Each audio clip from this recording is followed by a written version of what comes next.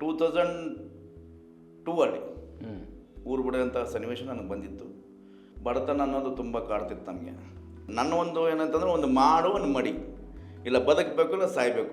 ನಾನು ಒಳ್ಳೆ ಬಟ್ಟೆ ಹಾಕೋಬೇಕಂದ್ರೆ ಒಂದು ನಾನು ದುಡಿಬೇಕು, ಇಲ್ಲ ನಾನು ಕಳ್ತನ ಮಾಡಬೇಕು, ಆವಾಗಲೇ ನಾವು ಒಳ್ಳೆ ಬಟ್ಟೆ ಹಾಕೋಕ್ಕಾಗತ್ತೆ.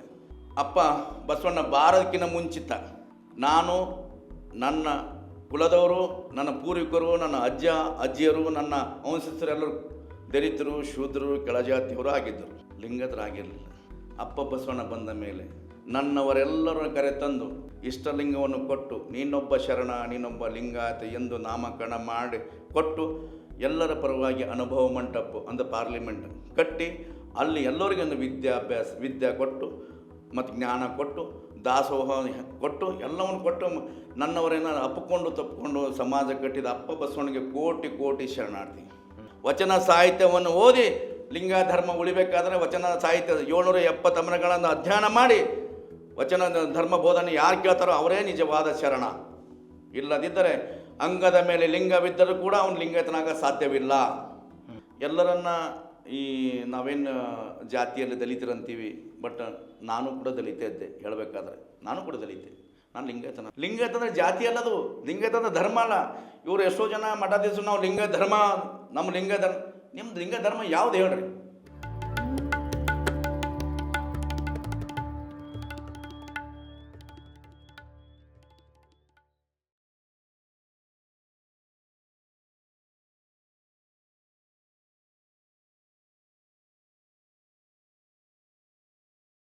ಆತ್ಮೇರೆ ಶರಣಾರ್ಥಿ.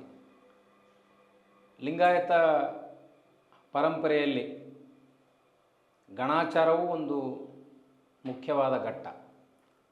ಈ ಗಣಾಚಾರದ ಮುಖ್ಯ ಘಟ್ಟದಲ್ಲಿ ಪ್ರಖರವಾಗಿ ಮಾತನಾಡುವಂಥ ಅನೇಕ ಮಹನೀಯರನ್ನು ನಾವು ಇತ್ತೀಚಿನ ದಿನಗಳಲ್ಲಿ ನೋಡ್ತೇವೆ. ಕಾಯಕದಲ್ಲಿ ಬಿಲ್ಡರ್ ಆಗಿದ್ದುಕೊಂಡು ನಿರಂತರ ದಾಸೋಹ ಮಾಡುತ್ತಾ ಉದ್ಯೋಗ ಅರಸಿ ಬೆಂಗಳೂರಿಗೆ ಬಂದು ಬದುಕನ್ನು ಕಟ್ಟಿಕೊಂಡು ನಿಜಾರ್ಥದ ಸತ್ಯ ಶುದ್ಧ ಕಾಯಕವನ್ನು ಮಾಡಿ ಬಸವ ತತ್ವ ಚಿಂತನೆಗಾಗಿ ಸಂಪೂರ್ಣ ತಮ್ಮನ್ನು ತಾವು ತೊಡಗಿಸಿಕೊಂಡಿರುವ ವ್ಯಕ್ತಿಯೇ ಶರಣರಾದ ಓಂಕಾರ ಚೌಂಡಿಯವರು. ಮೂಲತಃ ಇವರು ಬೀದರನ ಹತ್ತಿರದ ಚೌಂಡಿಯವರು. ಉದ್ಯೋಗವನ್ನು ಅರಸಿ ಬೆಂಗಳೂರಿಗೆ ಬಂದರು. ಅದರ ಜೊತೆಗೆ ನಿರಂತರ ಬಸವಾದಿ ಶರಣರ ಮೌಲ್ಯಗಳ ಪ್ರತಿಪಾದನೆಗಾಗಿ ಬರೆಯೋದು, ವಿಡಿಯೋಗಳನ್ನು ಮಾಡೋದು, ಕಾರ್ಯಕ್ರಮಗಳನ್ನು ಸಂಘಟಿಸೋದು, ನಿಜ ಆಚರಣೆಯ ಜನರನ್ನು ತಗೊಂಡು ಬೀದರ್ನಲ್ಲಿ ಬಸವ ಕಲ್ಯಾಣ ಪ್ರದೇಶದಲ್ಲಿ ಕಾರ್ಯಕ್ರಮಗಳನ್ನು ಮಾಡೋದು, ಮೈತುಂಬ ಕೆಲಸ ಇದ್ದರೂ ಕೂಡ ಬೆಂಗಳೂರಿನಂಥ ವೇಗದ ಪಟ್ಟಣದಲ್ಲಿ 108 ಕೆಲಸಗಳಿದ್ದರೂ ಕೂಡ ಆದರೆ 770 ಅಮರಗಣಗಳು, ಲಕ್ಷದ ಮೇಲೆ 96,000 ಶರಣರು, ಬಸವಾದಿ ಶರಣರ ಮೌಲ್ಯಗಳು ನನ್ನ ಜೊತೆ ಇದಾವಂತ ತಿಳ್ಕೊಂಡು ನಂಬಿರುವ ಭಾಳ ತತ್ವನಿಷ್ಠ ಗಣಾಚಾರಿ ಓಂಕಾರ ಚೌಂಡಿಯವರು ನಮ್ಮ ಜೊತೆಗಿದ್ದಾರೆ. ನಾನು ಅವ್ರನ್ನ ಮಾತುಕತೆಗೆ ಆಹ್ವಾನಿಸ್ತೇನೆ. ಶರಣಾರ್ಥಿ ಓಂಕಾರ. ಶರಣಾರ್ಥಿ ಓಂಕಾರ, ನೀವು ಬಹಳ ನಂಗೆ ವಿಚಿತ್ರ ಅನಿಸೋದೇನೆಂದ್ರೆ ಭಾಳ ಮೈಮೇಲೆ ಎಳ್ಕೊಂಡು ತತ್ವ ಪ್ರತಿಪಾದನೆಯನ್ನು ಮಾಡ್ತೀರಿ. ಬಹಳ ಸಂತೋಷನೇ. ಅದಕ್ಕಿಂತ ಮುಂಚೆ ನೀವು ಬೆಂಗಳೂರಿಗೆ ಹೆಂಗೆ ಬಂದ್ರಿ, ಹೆಂಗೆ ಬದುಕು ಕಟ್ಕೊಂಡ್ರಿ, ಯಾಕೆ ಬಂದ್ರಿ, ಯಾವಾಗ ಬಂದ್ರಿ ಅನ್ನೋದನ್ನೊಂದು ಸ್ವಲ್ಪ ನಿಮ್ಮ ಕಾಯಕದ ಬಗ್ಗೆ ಹೇಳಿದರೆ ನಿಮ್ಮ ಹಿನ್ನೆಲೆಯೂ ನಮ್ಮ ಶರಣ ಅನುಯಾಯಿಗಳಿಗೆ ಗೊತ್ತಾಗ್ತದೆ. ನನ್ನ ಊರು ಚೊಂಡಿ ಅಂತ ಹೇಳ್ಬಿಟ್ಟು ಹೆಂಗೆ ಬಂತಂದ್ರೆ, ನನ್ನ ಬೀದರಿಂದ 6 ಕಿಲೋಮೀಟ್ರ್ ಬಾಲ್ಕಿ ಹೋಗೋ ರೋಡಲ್ಲಿ ನೋವಾದ ಪಕ್ಕದಲ್ಲಿ ನನ್ನ ಊರು ಚೊಂಡಿ ಚೌಳಿ ಅಂತ ಬರುತ್ತೆ. ನಮಗೆ ಚೊಂಡಿಯಲ್ಲೂ ಆಸ್ತಿ ಇದೆ, ಚೌಳಿಲೂ ಆಸ್ತಿ ಇದೆ. ನಮ್ಮ ತಂದೆಗೆ ಬಂದಂಥ ಆಸ್ತಿ ಚೊಂಡಿಯಲ್ಲಿ ಬಂತಾಗ ನಮ್ಗೆ ಚೊಂಡಿ ಅಂತ ನನಗೆ ಹಂಗೆ ಇಟ್ಕೊಂಡೆ. ಆ್ಯಕ್ಚುಲಿ ನಾವು ಬಿರಾದರ್ ಪೈಕಿಯಲ್ಲಿ ಬರ್ತೀವಿ, ಪೊಲೀಸ್ ಪಾಟೀಲ್ ಪೈಕಿಯಲ್ಲಿ. ಆದರೆ ನಾವು ಅದು ತೆಗೆದುಬಿಟ್ಟಿವಿ, ಚೊಂಡಿ ಅಂತ ಹೆಸರು ಇಟ್ಕೊಂಡಿದ್ದೀನಿ. ಯಾಕಂದ್ರೆ ನನಗೆ ಊರಂದ್ರೆ ತುಂಬ ಹೆಮ್ಮೆ. ನಾನು ಯಾವಾಗ ಊರು ಬಿಟ್ಟಿದೆ ಅಂತಂದ್ರೆ 2002 ಅಲ್ಲಿ ಊರು ಬಿಡುವಂಥ ಸನ್ನಿವೇಶ ನನಗೆ ಬಂದಿತ್ತು. ಯಾಕವಾಗ ಬಂದಿತ್ತಂದ್ರೆ, ನಮ್ಮ ಮನೆತನ ನಮ್ಮ ತಾತವರೆಲ್ಲ ಜಮೀನ್ದಾರು, 500 ಎಕರೆ ಜಮೀನ್ದಾರು ಆದ್ರೆ ಮುಂದೆ ನಮ್ಮ ತಂದೆಯವ್ರ ಕಾಲದಲ್ಲಿ ಬಡತನ ಅನ್ನೋದು ತುಂಬ ಕಾಡ್ತಿತ್ತು ನಮಗೆ. ನಾ ಚಿಕ್ಕಂದಿರಲಿಕ್ಕೆ ನಮ್ಮ ತಂದೆಯವರು ಅನಾರೋಗ್ಯದಿಂದ ಬಳತಿದ್ದರು. ಅವರನ್ನು ಹಾಸ್ಪಿಟಲ್ ತೋರ್ಸೋಕ್ಕೆ ಅದಕ್ಕೆ ನಮ್ಮ ಜಮೀನು ಮನೆ ಎಲ್ಲನೇ ಅಡ ಇಟ್ಬಿಟ್ಟು ಇದು ಮಾಡ್ತಿದ್ವಿ. ಅಂಥ ಸಮಯದಲ್ಲಿ ನಮ್ಮ ತಂದೆಗೆ ನಾವು 6 ಜನ ಮಕ್ಕಳು. ನಾನು ದೊಡ್ಡವನು, ನನ್ನ ಹಿಂದೆ 4 ಜನ ಹೆಣ್ಮಕ್ಳು ಮತ್ತು ಒಬ್ಬ ತಮ್ಮ. ಟೋಟಲ್ 8 ಜನ ನಾವು ಮನೆ ಇಡ್ತಿದ್ದೀವಿ. ಆವಾಗ 8 ಜನಕ್ಕೆ ಸಾಕಬೇಕಾದ್ರೆ ನನ್ನ ತಂದೆ ತಾಯಿ ತುಂಬ ಬರ್ಡನ್ ಆಗ್ತಿತ್ತು, ತುಂಬ ಪ್ರಾಬ್ಲಮ್ ಆಗ್ತಿತ್ತು. ನಮಗೆ ಸರಿಯಾದ ವಿದ್ಯೆ ಸಿಗಲಿಲ್ಲ, ಸರಿಯಾದ ಮಾರ್ಗದರ್ಶಕ ಸಿಗಲಿಲ್ಲ, ಸರಿಯಾದ ಬೆಂಬಲಿಗರು ಸಿಗಲಿಲ್ಲ.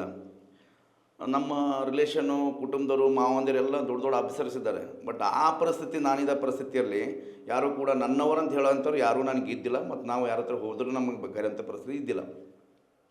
ಇನ್ನಿದು ಬೇಡ, ಬದುಕೋಕ್ಕಾಗಲ್ಲ ಅಂತೇಳ್ಬಿಟ್ಟು ನಾನು ABP ಒಂದು ರ್ಯಾಲಿ ಬರುತ್ತೆ, ಬೆಂಗಳೂರು ಚಲೋ ಅಂತ ಹೇಳ್ಬಿಟ್ಟು. ಆ ಬೆಂಗಳೂರು ಚಲೋದಾಗ ಟ್ರೈನ್ ಫ್ರೀಯಾಗಿ ಇರ್ತಿತ್ತು. ಆ ಫ್ರೀ ಟ್ರೈನ್ ಹತ್ಬಿಟ್ಟು ನಾನು ಮನೆಗೆ ಯಾರಿಗೂ ಹೇಳದೆ ಟ್ರೈನ್ ಹತ್ಬಿಟ್ಟು ಬೆಂಗಳೂರು ಬಂದೆ. ಬೆಂಗಳೂರು ಬಂದು ನಾನು ಸಂಘಟನೆಗೆ ಯಾವುದೇ ಕಾರಣಕ್ಕೂ ನಾನು ಅಲ್ಲೇನೂ ಮಾಡಿಲ್ಲ. ನನ್ನ ಒಂದು ಏನಂತಂದ್ರೆ ಒಂದು ಮಾಡು, ಒಂದು ಮಡಿ, ಇಲ್ಲ ಬದುಕಬೇಕು ಇಲ್ಲ ಸಾಯಬೇಕು. ಯಾಕಂದರೆ ಈ ಪರಿಸ್ಥಿತಿ ಮನೆ ಬಸ್ ನೋಡೋಕ್ಕಾಗಲ್ಲ ಅಂತ ಪರಿಸ್ಥಿತಿ ನಾನು ಬಂದಿತ್ತು. ಅವಾಗ ಬಂದಾಗ ಇಲ್ಲಿ ನಾನು ಬೆಂಗಳೂರು ಯಾರು ಅಂತ ಗೊತ್ತಿಲ್ಲ. ಇದೊಂದು ಮಾಯಾಜಾಲ ನಗರ. ಇದು ಎಲ್ಲಿ ಏನಾಗುತ್ತೋ ಅಂತ ಗೊತ್ತಿಲ್ಲ. ಇವಾಗಂತೂ ಒಂದು ವಹಿಸ್ಲಿಕ್ಕಾಗಂಥ ಬೆಂಗಳೂರಾಗಿದೆ. ಬಟ್ ಆ ಕಾಲದಲ್ಲಿ ಸ್ವಲ್ಪ ಮರ್ಯಾದೆ, ಮಾನ್ಯತೆ ಜನಗಳು ಸಿಗ್ತಿದ್ರು.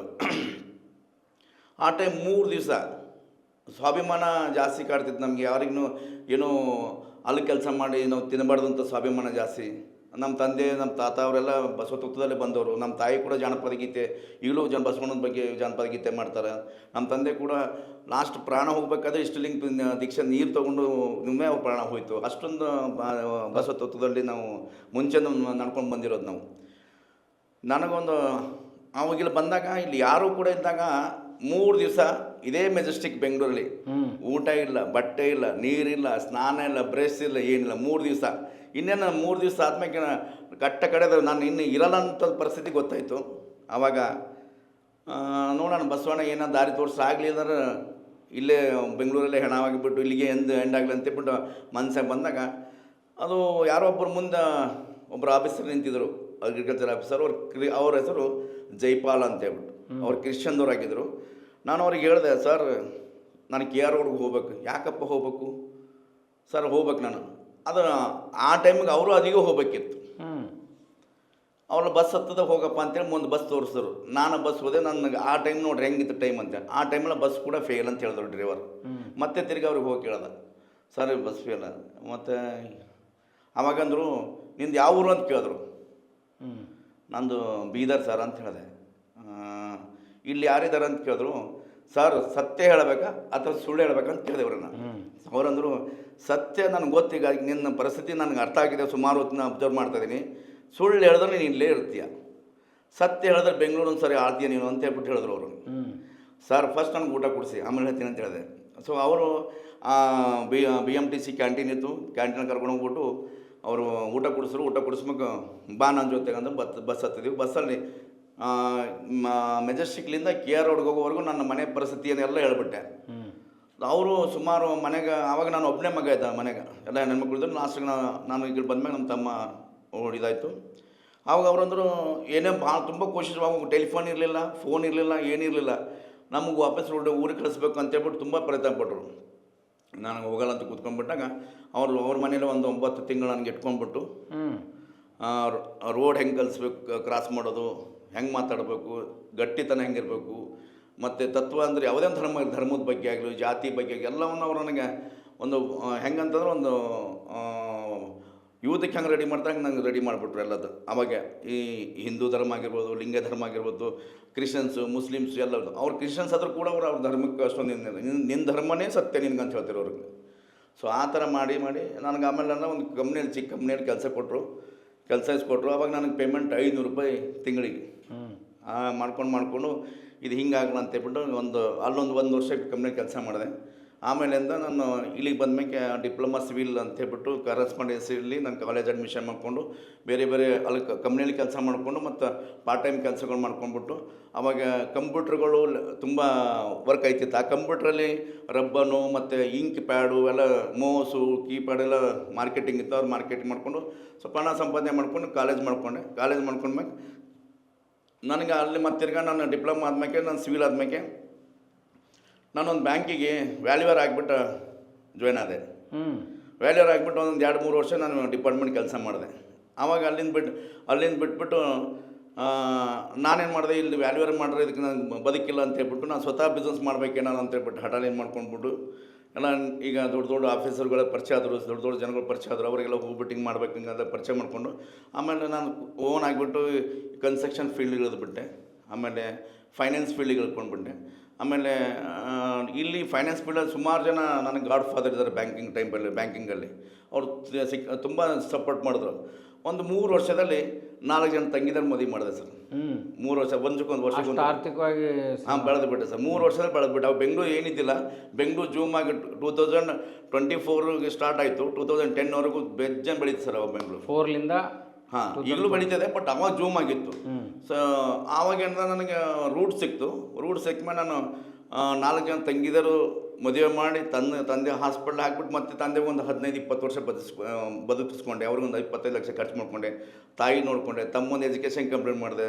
ನಾನು ಸ್ವತಃ ಮದುವೆಗೆ ನನ್ನ ಊರಲ್ಲಿ ಯಾರೂ ನೋಡಬಾರ್ದು, ಯಾರೂ ಮಾಡಬಾರ್ದು ಅಂತ ಒಂದು ಹಠ ಇತ್ತು ಸರ್. ಅಂಥ ಒಂದು ಹಠದಲ್ಲಿ ನಿಮ್ಮ ಕಲಬುರಗಿಯಲ್ಲಿ ರೇವಣ ಸಿದ್ದಪ್ಪ ಚಪ್ಪರಬಂದಿ ಅಂತ ತುಂಬ ಶ್ರೀಮಂತ ಫ್ಯಾಮ್ಲಿ ಅದು.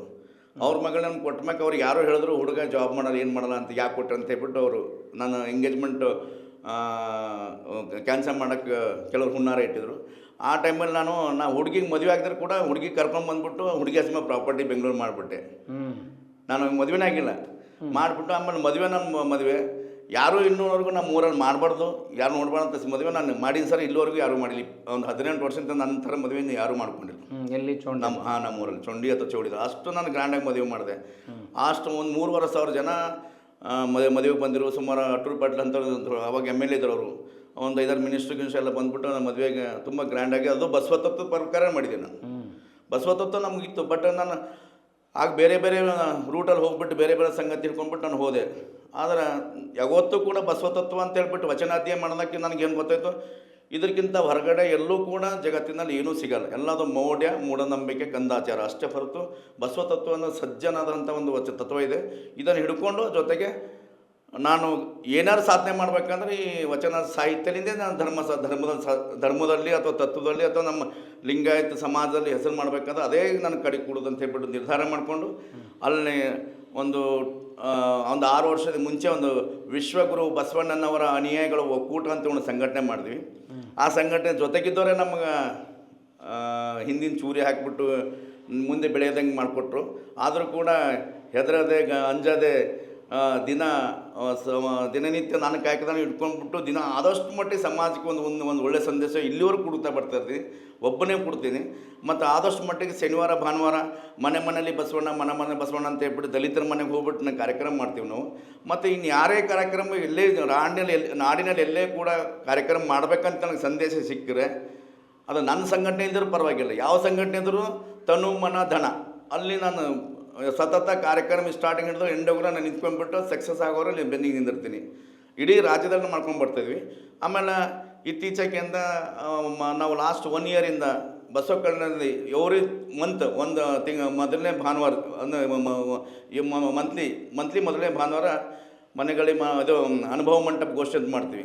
ಅಲ್ಲಿ ಜಾತಿ ರಹಿತ, ವರ್ಣ ರಹಿತ ಎಲ್ಲ ಆಂಧ್ರ, ಕರ್ನಾಟಕ, ಮಹಾರಾಷ್ಟ್ರ, ಗೋವಾ, ತಮಿಳುನಾಡು, ಕರ್ನಾಟಕ ಎಲ್ಲರನ್ನು ಕರಿತೀವಿ. ಕರೆದ್ಬಿಟ್ಟು ಅಲ್ಲಿ ಸಮಾನತೆ ಮತ್ತು ಸಜ್ಜನತೆ, ವಚನ ಸಾಹಿತ್ಯ ಅದು ಹೆಂಗೆ ಕಲಿಬೇಕು, ಹೆಂಗೆ ಮಾಡಬೇಕು ಅನ್ನೋದು ಅಲ್ಲಿ ನಾವು ಜನಗಳಿಗೆ ಮನೆ ತಪ್ಪುವಂಥ ಕೆಲಸ ಮಾಡ್ತೀವಿ. ಅದು ಸೋಷಿಯಲ್ ಮೀಡ್ಯಾದಲ್ಲಿ ನಿಮ್ಗೆ ಸಿಗುತ್ತೆ. ನಾವು ವೀಡಿಯೋ ಬೇಕಾದ್ರೆ ನಿಮ್ಗೆ ಕೊಡ್ತೀವಿ, ನೋಡ್ಬೋದು. ನನ್ನ ಫೇಸ್ಬುಕ್ಕಲ್ಲಿ ನಿಮ್ಗೆ ಸಿಗುತ್ತೇವಲ್ಲ. ಜೊತೆಗೆ ನಾವು ಆ ಕಾರ್ಯಕ್ರಮಕ್ಕೆ ನಮ್ಮ ಕಂಡೀಷನ್ ಅಂದರೆ ಕಾವಿ ಹಾಕಿದ ಗುರುಗಳಲ್ಲಿ ಬರಬಾರ್ದು, ಮತ್ತು ಖಾಲಿ ಹಾಕಿ. ಪ್ರಶ್ನೆ ಕೇಳ್ತೀನಿ. ನಮ್ಮ ಸಮಾಜವನ್ನು ಕಟ್ಟಲಿಕ್ಕೆ ಮಠಾಧೀಶರ ಪಾತ್ರ ಭಾಳ ಐತೆ. ನೀವು ಈ ಗಣಾಚಾರದಲ್ಲಿ ಮಠಾಧೀಶರನ್ನ ಯಾಕೆ ವಿರೋಧ ಮಾಡ್ತೀರಿ?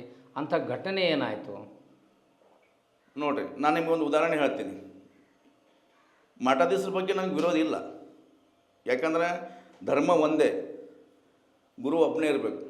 ಬಸವಣ್ಣ ಜಗತ್ತಿಗೆ ಕಂಪೌಂಡ್ ಹಾಕಿದ. ಬಸವಣ್ಣ 12ನೇ ಶತಮಾನದಲ್ಲಿ ಜಗತ್ತಿಗೆ ಕಾಂಪೌಂಡ್ ಹಾಕಿದೆ ನಂದು ಅಂತ ಹೇಳ್ಬಿಟ್ಟು.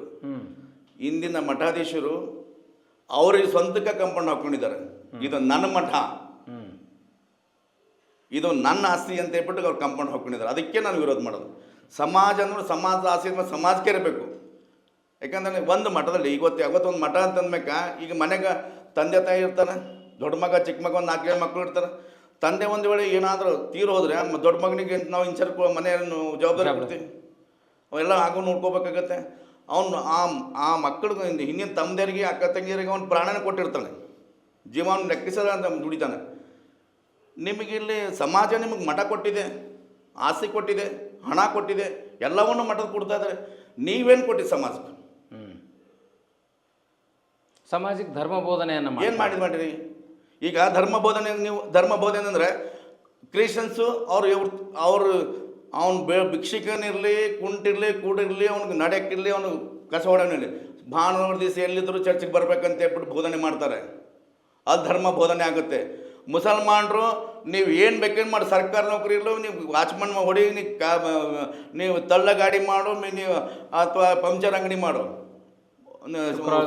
ಶುಕ್ರವಾರ ದಿವಸ ತಪ್ಪಲ್ದೆ ನೀವು ಮಜಕ್ಕೆ ಬರ್ಬೇಕಂತ ಹೇಳ್ಬಿಟ್ಟು ಅಲ್ಲಿ ಧರ್ಮ ಬೋಧನೆ ಆಗುತ್ತೆ. ಬುದ್ಧಿಸಮ್ ಆಗುತ್ತೆ, ಜೈನಲ್ಲಿ ಆಗುತ್ತೆ, ಲಿಂಗೈತರಲ್ಲಿ ಆಗುತ್ತೆ. ನೀವು ಯಾವ ಧರ್ಮಕ್ಕೆ ಮಾಡಿರಿ? ನಮ್ಮ ಬಸವ ತತ್ವ ಆ್ಯಕ್ಚುಲಿ ಏನಂದರೆ ಇದು ಚರಜಂಗಮ ತತ್ವ ಆಗಬೇಕು. ಮನೆ ಮನೆಗೂ ನಾವು ಪ್ರಚಾರ ಮಾಡ್ಬೇಕು ಧರ್ಮ. ಮನಕ್ಕೂ ತಲುಪಂಥ ತತ್ವ ಮಾಡಿ ಯಾವ ಮಠ ದಿವಸ ಮಾಡ್ತಾರೆ ಹೇಳ್ರಿ? 4886 ಮಠಗಳಿದಾವೆ, ದೊಡ್ಡ ಚಿಕ್ಕದಂದರೆ. ಎಲ್ಲ ಸ್ವಂತ ಆಸೆಗಾಗಿ ಮಾಡ್ತಾರೆ ಮಠ. ಯಾರು ಒಬ್ಬರು ಮಾಡಲ್ಲ. ಯಾರು ಮಾಡ್ತಾರೆ ಹೇಳ್ರಿ? ಇವ್ರು ತೋರ್ಸಂತ ಹೇಳ್ರಿ. ನಿಮ್ಮ ಮೀಡಿಯಾ ಮುಖಾನ ಚಾಲೆಂಜ್ ಮಾಡ್ತೀನಿ. ಚರಜಂಗಮ ತತ್ವದಲ್ಲಿ ಮನೆ ಮನೆಗೆ ಹೋಗಿ ಧರ್ಮ ಪ್ರಚಾರ ಮಾಡಿ ದೀನ ದಲಿತರ ಕುರುಬ ಕುಂಬರು ಎಲ್ಲರೂ ನನ್ನವರು ಅಂತೇಳಿ ಒಪ್ಕೊಂಡು ಅವ್ರ ಲಿಂಗ ದೀಕ್ಷೆ ಕೊಟ್ಟು ವಚನ ಸಾಹಿತ್ಯದ ಬಗ್ಗೆ ಹೇಳಿ, ಶರಣ ತತ್ವದ ಬಗ್ಗೆ ಹೇಳಿ, ಡೋಹಾರ ಕಕ್ಕಯ್ಯ, ಕಿನ್ನರಿ ಬಪ್ಪಯ್ಯ, ಹಿಂಗೆ ನುಳ್ಗಿ ಚಂದ, ಹಿಂಗೆ 7 ಜನ ಶರಣರನ್ನು ಬಸವಾದಿ ಶರಣ ಕಾಲದಲ್ಲಿ ದಲಿತರ ಶರಣರಿದ್ದರು, ಅವರಲ್ಲಿ ಲಿಂಗೈತರಿದ್ರು. ನೀವು ಯಾರಿಗೂ ಒಬ್ಬರಿಗೆ ದಲಿತರಿಗೆ ಲಿಂಗೈತ ಮಾಡಿದರೆ? ಈ ಇಲ್ಕಲಪ್ಪಗಳು ಆ ಪ್ರಯತ್ನವನ್ನು ಮಾಡಿ ಮಾಡ್ತಾರೆ. ಇಲ್ಕಲಪ್ಪರ ಬಗ್ಗೆ ಆಗಲಿ ಅಥವಾ ಇಲ್ಲಿ ಸಾಣೆಹಳ್ಳಿ ಸಿರಿಗಳ ಬಗ್ಗೆ ಆಗಲಿ ಒಂದು 5 ಜನ ಅಂದರೆ 100ಕ್ಕೆ 99% ಜನ ನಂಗೆ ಕ್ವಶನ್, ಒಂದು 5% ಜನ ಹೇಳೋಕ್ಕೆ ನಂಗೆ ಯೋಗ್ಯತೆ ಇಲ್ಲ. ಯಾಕಂದರೆ ಇಲ್ಲಿ ಎಲ್ಲರೂ ಕೂಡದ ಧರ್ಮ ಆಗುತ್ತೆ. ಯಾರೋ ಒಬ್ಬರಿಬ್ಬರು ನಾನು ಗಣಾಚರಣ ಒಬ್ಬರು ಮಾಡ್ರೆ ಧರ್ಮ ಉಳಿಯೋಲ್ಲ, ಒಬ್ಬರು ಮಠಾಧೀಶ ಮಾಡಿದ್ರೆ ಧರ್ಮ ಉಳಿಯೋಲ್ಲ, ಒಬ್ಬರು ಮಠಾಧೀಶ ಹೋರಾಟ ಮಾಡ್ರೆ ವಚನ ಸಾಹಿತ್ಯ ಉಳಿಯಲ್ಲ. ಧರ್ಮ ಅಂದರೆ ಎಲ್ಲರೂ ನನ್ನಿಂದ ಹಿಡಿದು ನನ್ನ ಮಗನ ಹಿಡಿದು ಪ್ರತಿಯೊಬ್ಬನೂ ನಿಲ್ಲಬೇಕಾದ ಧರ್ಮಕ್ಕೆ ಸದ್ಯವಾಗಿ ಅದು ಧರ್ಮ ಉಳಿತದೆ. ನೀವು ಧರ್ಮಕ್ಕೆ ಏನು ಮಾಡ್ತಾಯಿದ್ರಿ? ಜಾತಿಗೊಂದು ಮಠ ಕಟ್ಟಿದ್ರಿ, ಜಾತಿಗೊಂದು ಪೀಠ ಕಟ್ಟಿದ್ರಿ, ಜಾತಿಗೊಂದು ಅಂತ ಗುಂಪುಗಾರಿಕೆ ಮಾಡ್ತಾಯಿದ್ರಿ. ಬಸವಣ್ಣ ಹಂಗೆ ಮಾಡಿದ್ನ? ನಿಮ್ಗೆ ಲಿಂಗ ಧರ್ಮ ತಾನೇ ಇದ್ದೀರ. ನಿಮ್ಗೆ ಕುರುಬ ಲಿಂಗದ, ಕುಂಬಾರ ಲಿಂಗದ, ಕಂಬಾರ ಲಿಂಗದ, ಹೂಗಾರ ಲಿಂಗದ, ಬೇಡ ಜಂಗಮ್ಮ, ಆಮೇಲೆ ಈಗ ಕೆಲವು ಗೌರ್ಮೆಂಟ್ ಸೌಲಭ್ಯಕ್ಕೋಸ್ಕರ ನಾನು ಸಪ್ರೇಟ್ ಕೊಡುವಂತ ಹೋರಾಟ ಮಾಡ್ತೀನಿ. ಅದು ಯಾರು ಕಟ್ಟಿದ್ದಾರೆ ಧರ್ಮ? ಅಲ್ಲ, ನೀವು ಇವ್ರದ್ದು ಪಿತೃ ಯಾರು, ಇವರು ಮುತ್ಯಾತಾರು ಯಾರು ಕಟ್ಟಿದ್ದಾರೆ? ಇಲ್ವಲ್ಲ, ಬಸವಣ್ಣನೇ ಕಟ್ಟಿದ್ದ. ಬಸವಾದಿ ಶರಣರು ಕಟ್ಟಿದ್ರು. ಅವರು ಬಸವಾದಿ ಶರಣರು ಸಮಾಜ ಧರ್ಮ ಕಟ್ಟೋ ಟೈಮಲ್ಲಿ ಅವ್ರ ಹೆಂಡ್ರ ಮಕ್ಕಳು ಇದ್ದಿಲ್ವಾ? ಇದ್ದರು. ಅವ್ರ ಸಂಸಾರ ಇದ್ದಿಲ್ವಾ? ಅವ್ರ ಕಾಯಕ ದುಡ್ಕೊಂಡು ತಿಂದು ಕೆಲಸ ಸಮಾಜ ಕಟ್ಟಿದ್ದಾರೆ. ನಿಮಗೆ ಸಮಾಜದಿಂದ ಆಸ್ತಿ ಕೊಡ್ತದೆ, ಹಣ ಕೊಡ್ತದ್ರೆ, ನಿಮಗೆ ಗೌರವ ಕೊಡ್ತಾಯಿದ್ದೀವಿ, ತೆಲೆಮೆ ಹೊತ್ಕೊಂಡು ಓಡಾಡ್ತಿದ್ದೀವಿ. ನೀವೇನು ಕೊಡ್ತಾಯಿದ್ರಿ? ಅದಕ್ಕೆ ನೀವು ನಿಮ್ಮ ಸಭೆಗಳಿಗೆ ಮಠಾಧೀಶನ ಕರೆಯಲ್ಲ. ಮೊದಲನೇ ಕಂಡೀಷನ್. ಎರಡನೇದ್ದೇನು? ಖಾದಿವೇ ಬರೋಂಗಿಲ್ಲ. ಕಾವಿ ಖಾದಿ ಇದ್ರಲ್ಲಿ ನಮ್ಮ ನಮ್ಮ ಲಿಂಗ ಸಮಾಜ ಏನಾಗ್ತಂದ್ರೆ ಕಾವಿ ಖಾದಿ ಇವೆರಡರಿಂದ ವೋಟ್ ಬ್ಯಾಂಕು ನೋಟ್ ಬ್ಯಾಂಕು ಅಂತ ನಾನು ಹೇಳ್ತೀನಿ. ಒಬ್ಬರು ವೋಟ್ ಬ್ಯಾಂಕು, ಇನ್ನೊಬ್ರು ನೋಟ್ ಬ್ಯಾಂಕ್. ಧರ್ಮದ ಮೇಲೆ ವೋಟ್ ಕೇಳೋರು ರಾಜಕಾರಣಿಗಳು. ಧರ್ಮವನ್ನು ತನ್ನ ಹಿಡಿತದಲ್ಲಿ ಇಟ್ಬಿಟ್ಟು ನೋಟ್ ತಿಕ್ಕೊಂಡ್ಬಿಟ್ಟು ಸಮಾಜಕ್ಕೆ ಇದಕ್ಕೆ ವೋಟ್ ಹಾಕಂತ ಹೇಳೋರು ಮಠಾಧೀಶರು. ಇದು ಓಪನ್ ಆಗಿ ಹೇಳ್ತೀನಿ. ಯಾವ ಮಠಾಧೀಶ ಬಂದು ಕೇಳಿದ್ರೆ ಹೇಳ್ತೀನಿ ನಾನು. ಯಾವ ಮಠದ ಏನು ಮತ್ತು ಈ ಯಾವ ಮಠದಲ್ಲಿ ಏನಾಗುತ್ತೆ ಪ್ರತಿಯೊಂದು ಹೇಳ್ತೀನಿ ನಾನು. ಇರಲಿ, ಸಮಾಜದ ಮೇಲೆ ಎಲ್ಲ ಇರೋದಲ್ಲ ಚೋಂಡವ್ರೆ. ಇರಲಿ ಸರ್, ನನಗೆ ಯಾಕೆಂದರೆ ನನಗೆ ನನ್ನ ಮಠದ ಬಗ್ಗೆ ನಂಗೆ ಇರೋದಿಲ್ಲ. ಅವರು ಅನ್ನದಾನ ಕೊಡ್ತಾರೆ, ವಿದ್ಯಾದಾನ ಕೊಡ್ತಾಯಿದ್ರೆ, ಸಮಾಜ ಕೆಲಸ ಮಾಡ್ತಾಯಿದ್ರೆ. ನೀವು ಅಲ್ಲಿ ಕೂತ್ಕೊಂಡು ಮಾಡ್ರೆ ಆಗಲ್ಲ. ಧರ್ಮ ಉಳಿಸ್ಬೇಕು. ಇವತ್ತೊಂದು ಎಕ್ಸಾಂಪಲ್ ಕೊಡ್ತೀನಿ. ಮೊನ್ನೆ ಒಂದು ಹುಬ್ಬಳ್ಳಿ ಧಾರವಾಡ ಕಡೆ ಒಬ್ಬರು ಜೈನರು ಸ್ವಾಮಿಗಳು ಏನಂತಾರೆ, ಕಣ್ಣೀರು ಹಾಕಿದ್ರು. ಯಾಕೆ ಹಾಕಿದ್ರು? ನನ್ನ ಧರ್ಮಕ್ಕೆ ಸರ್ಕಾರದಿಂದ ಸೌಕರ್ಯ ಸಿಗದೇ ಇದ್ದರೆ ಏನಂತಾರೆ ಅದಕ್ಕೆ, ಉಪವಾಸ ನಿಗಮಗಳು ಮಾಡಲಿಲ್ಲ. ಜೈನ ಉಪವಾಸ ನೀರು ಕುಡಿಯೋದೆ, ಉಪವಾಸ ಮಾಡಿ ಸಲ್ಲೇಖ ಮಾಡಿ ಸಾಯ್ತೇನೆ. ಸಲ್ಲೇಖ ಮಾಡಿ ಪ್ರಾಣ ಕೊಡೋದು ರೆಡಿ ಇದೆ ಅಂತ ಹೇಳ್ಬಿಟ್ಟು ಅವ್ರು ಹೇಳ್ತಾರೆ. ಒಬ್ಬರು ಕ್ರಿಶ್ಚಿಯನ್ಸರು ಹೇಳ್ತಾರೆ, ನನ್ನ ಧರ್ಮ ಉಳಿಬೇಕಾದ್ರೆ ನಾನು ಎಲ್ಲಿ ಬೇಕಾದ್ರೂ ಹೋಗ್ಬಿಟ್ಟು ನನ್ನ ಧರ್ಮ ಪರಿಚಯ ಮಾಡ್ತೀನಿ ಅಂತ ಹೇಳ್ತಾರೆ.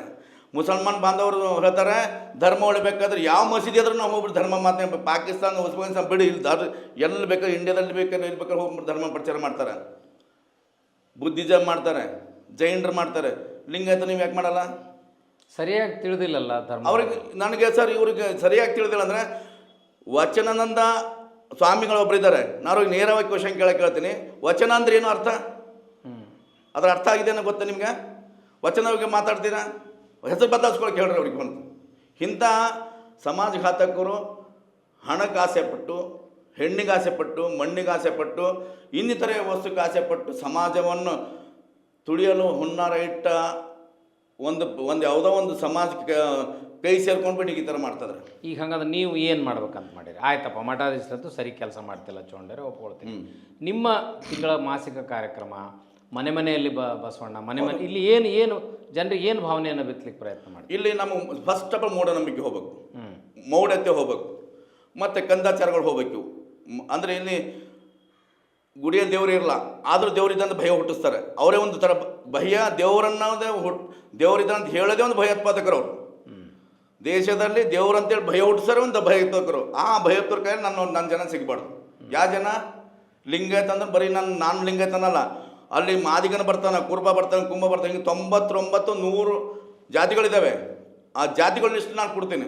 ಅವ್ರು ಯಾರು ಕೂಡ ಆ ಕಡೆ ಹೋಗ್ಬಾರ್ದು. ವರ್ಣಾಶ್ರಮದಲ್ಲಿ ಶೂದ್ರಂತ ಯಾರು ಕರೆಯಲ್ಪಟ್ಟು ಅವ್ರು ಯಾರು ಆ ಕಡೆ ಹೋಗ್ಬಾರ್ದು. ಈಗ ಮೇಲು ಜಾತಿಯವ್ರ ದೃಷ್ಟಿಯಲ್ಲಿ ಲಿಂಗಾಯತನು ಶೂದ್ರನೇ. ಲಿಂಗಾಯತರ ಮೇಲ್ಜಾತಿಯವರಲ್ಲ, ವರ್ಣಾಶ್ರಮದಲ್ಲಿ ಅವರು ಶೂದ್ರರು. ಶೂದ್ರ ವರ್ಣಾಶ್ರಮದಲ್ಲಿ ಅವ್ರು ಶೂದ್ರ ಬರ್ತಾರೆ ಲಿಂಗಾಯತರು. ಮತ್ತು ಅದ್ರಾಗ ಏನು ನಾವು ಶ್ರೇಷ್ಠ ಅನ್ನೋದು? ನಾವು ಶ್ರೇಷ್ಠ ಯಾಕಂತೀರಿ? ನಿಮ್ಗೆಲ್ಲಿ ಶ್ರೇಷ್ಠತೆ ಸಿಗ್ತದೆ? ನಿಮ್ಗಲ್ಲಿ ಶ್ರೇಷ್ಠತೆ ಸಿಗ್ತಾ ಇಲ್ಲ ಅಂದ್ಮೇಲೆ ವರ್ಣಾಶ್ರಮ ನಿಮ್ಗೆ ಶ್ರೇಷ್ಠತೆ ಸಿಗ್ತಾ ನೀವು ಯಾಕೆ ಕಡೆ ಹೋಗ್ತೀರಿ? ಅಲ್ಲಿ ಹೋಗ್ತೀರಿ? ಹೋಗ್ಬಾರ್ದು, ದೇವಾಲಯಗಳಿಗೆ ಹೋಗ್ಬಾರ್ದು. ನಮ್ಮ ಬಸವಣ್ಣ ಫೋಟೋ ಅಥವಾ ಬಸವಣ್ಣನ ವಿಗ್ರಹ ಯಾವುದಾದ್ರು ದೇವಾಲಯದಾಗಲಿ ಅಥವಾ ಮೇಲು ಜಾತಿಯವ್ರ ಮನೇಲಿ ಇದೆ ತೋರ್ಸಕ್ಕೆ ಹೇಳಿ. ಇರಂಗಿಲ್ಲ, ಯಾಕೆ ಇರ್ತದೆ ಹೇಳ್ರಿ? ಯಾಕಂದ್ರೆ ಅವ್ರಿಗೆ ಬಸವಣ್ಣ ಬೇಕಾಗಿಲ್ಲ, ಅವ್ರಿಗೆ ಲಿಂಗಾಯತರು ಬೇಕು, ಹುಚ್ಚು ಲಿಂಗಾಯತರು ಬೇಕು. ಮೋಢ್ಯದಲ್ಲಿ ಇರ್ತಕ್ಕಂಥ ಅಜ್ಞಾನಿಗಳು ಲಿಂಗಾಯತರು ಬೇಕು. ನೀವು ಈ ಮಹಾಭಾರತ, ರಾಮಾಯಣ, ಈ ಪುರಾಣಗಳು ಓದೋ ಬದಲು ವಚನ ಸಾಹಿತ್ಯ ಓದ್ರಿ. ವಚನಗಳಲ್ಲಿ ಎಲ್ಲ ಮಾನಸಿಕ ನೆಮ್ಮದಿ ನಿಮ್ಗೆ ವಚನದಲ್ಲಿ ಹೆಂಗಿದೆ ಅಂದರೆ ಅಲ್ಲಿ ಆರೋಗ್ಯ ಹಿಡಿದು ನಿಮಗೆ ಜಗತ್ತಿನಲ್ಲಿ ಏನು ಪಡಿಬೇಕು ಅದೆಲ್ಲ ನಿಮ್ಗೆ ಅಲ್ಲಿ ವಚನ ಸಿಗುತ್ತೆ. ಆಮೇಲೆ ಈಗ ಜಗತ್ತಿನಲ್ಲಿ ಏನಾಗ್ತದೆ ಡೆವಲಪ್ಮೆಂಟ್ ಅವೆಲ್ಲ ವಚನದಲ್ಲಿ 12ನೇ ಶತಮಾನ ಬರೆದಿರೋದು. 12ನೇ ಶತಮಾನ 900 ವರ್ಷ ಹಿಂದೆನೇ ಶರಣರು ಬರೆದಿರು. ನಿಮ್ಗೆ ಇವತ್ತು ಏನು ಡೆವಲಪ್ಮೆಂಟ್ ಕಾಣ್ತಾ ಇದೆ ಅದು ಅಷ್ಟು ಆ ವಚನ ಸಾಹಿತ್ಯ ನಿಮಗೆ. ನೀವು ಮತ್ತೊಬ್ಬರು ಗುಲಾಮ ಯಾಕೆ ಆಗ್ತೀರಾ? 3 ಸಾಕಲ್ರಿ ಚೋಂಡವ್ರೆ. ಕಾಯಕ, ದಾಸೋಹ, ಇಷ್ಟಲಿಂಗ ಇಷ್ಟು ಮಾಡ್ಕೊಂಡು ಹೋದ್ರೆ ಮುಗಿದ ಎಲ್ಲಿ ಹೋಗೋದು ಬೇಕಾಗಿಲ್ಲ ಅಂತ ನಮ್ಮ ಶರಣರು ಹೇಳ್ಯಾರ. ಮತ್ತು ಯಾಕೆ ಲಿಂಗಾಯತರು ಆ ಕಡೆ ಮುಖ ಮಾಡಿದರು?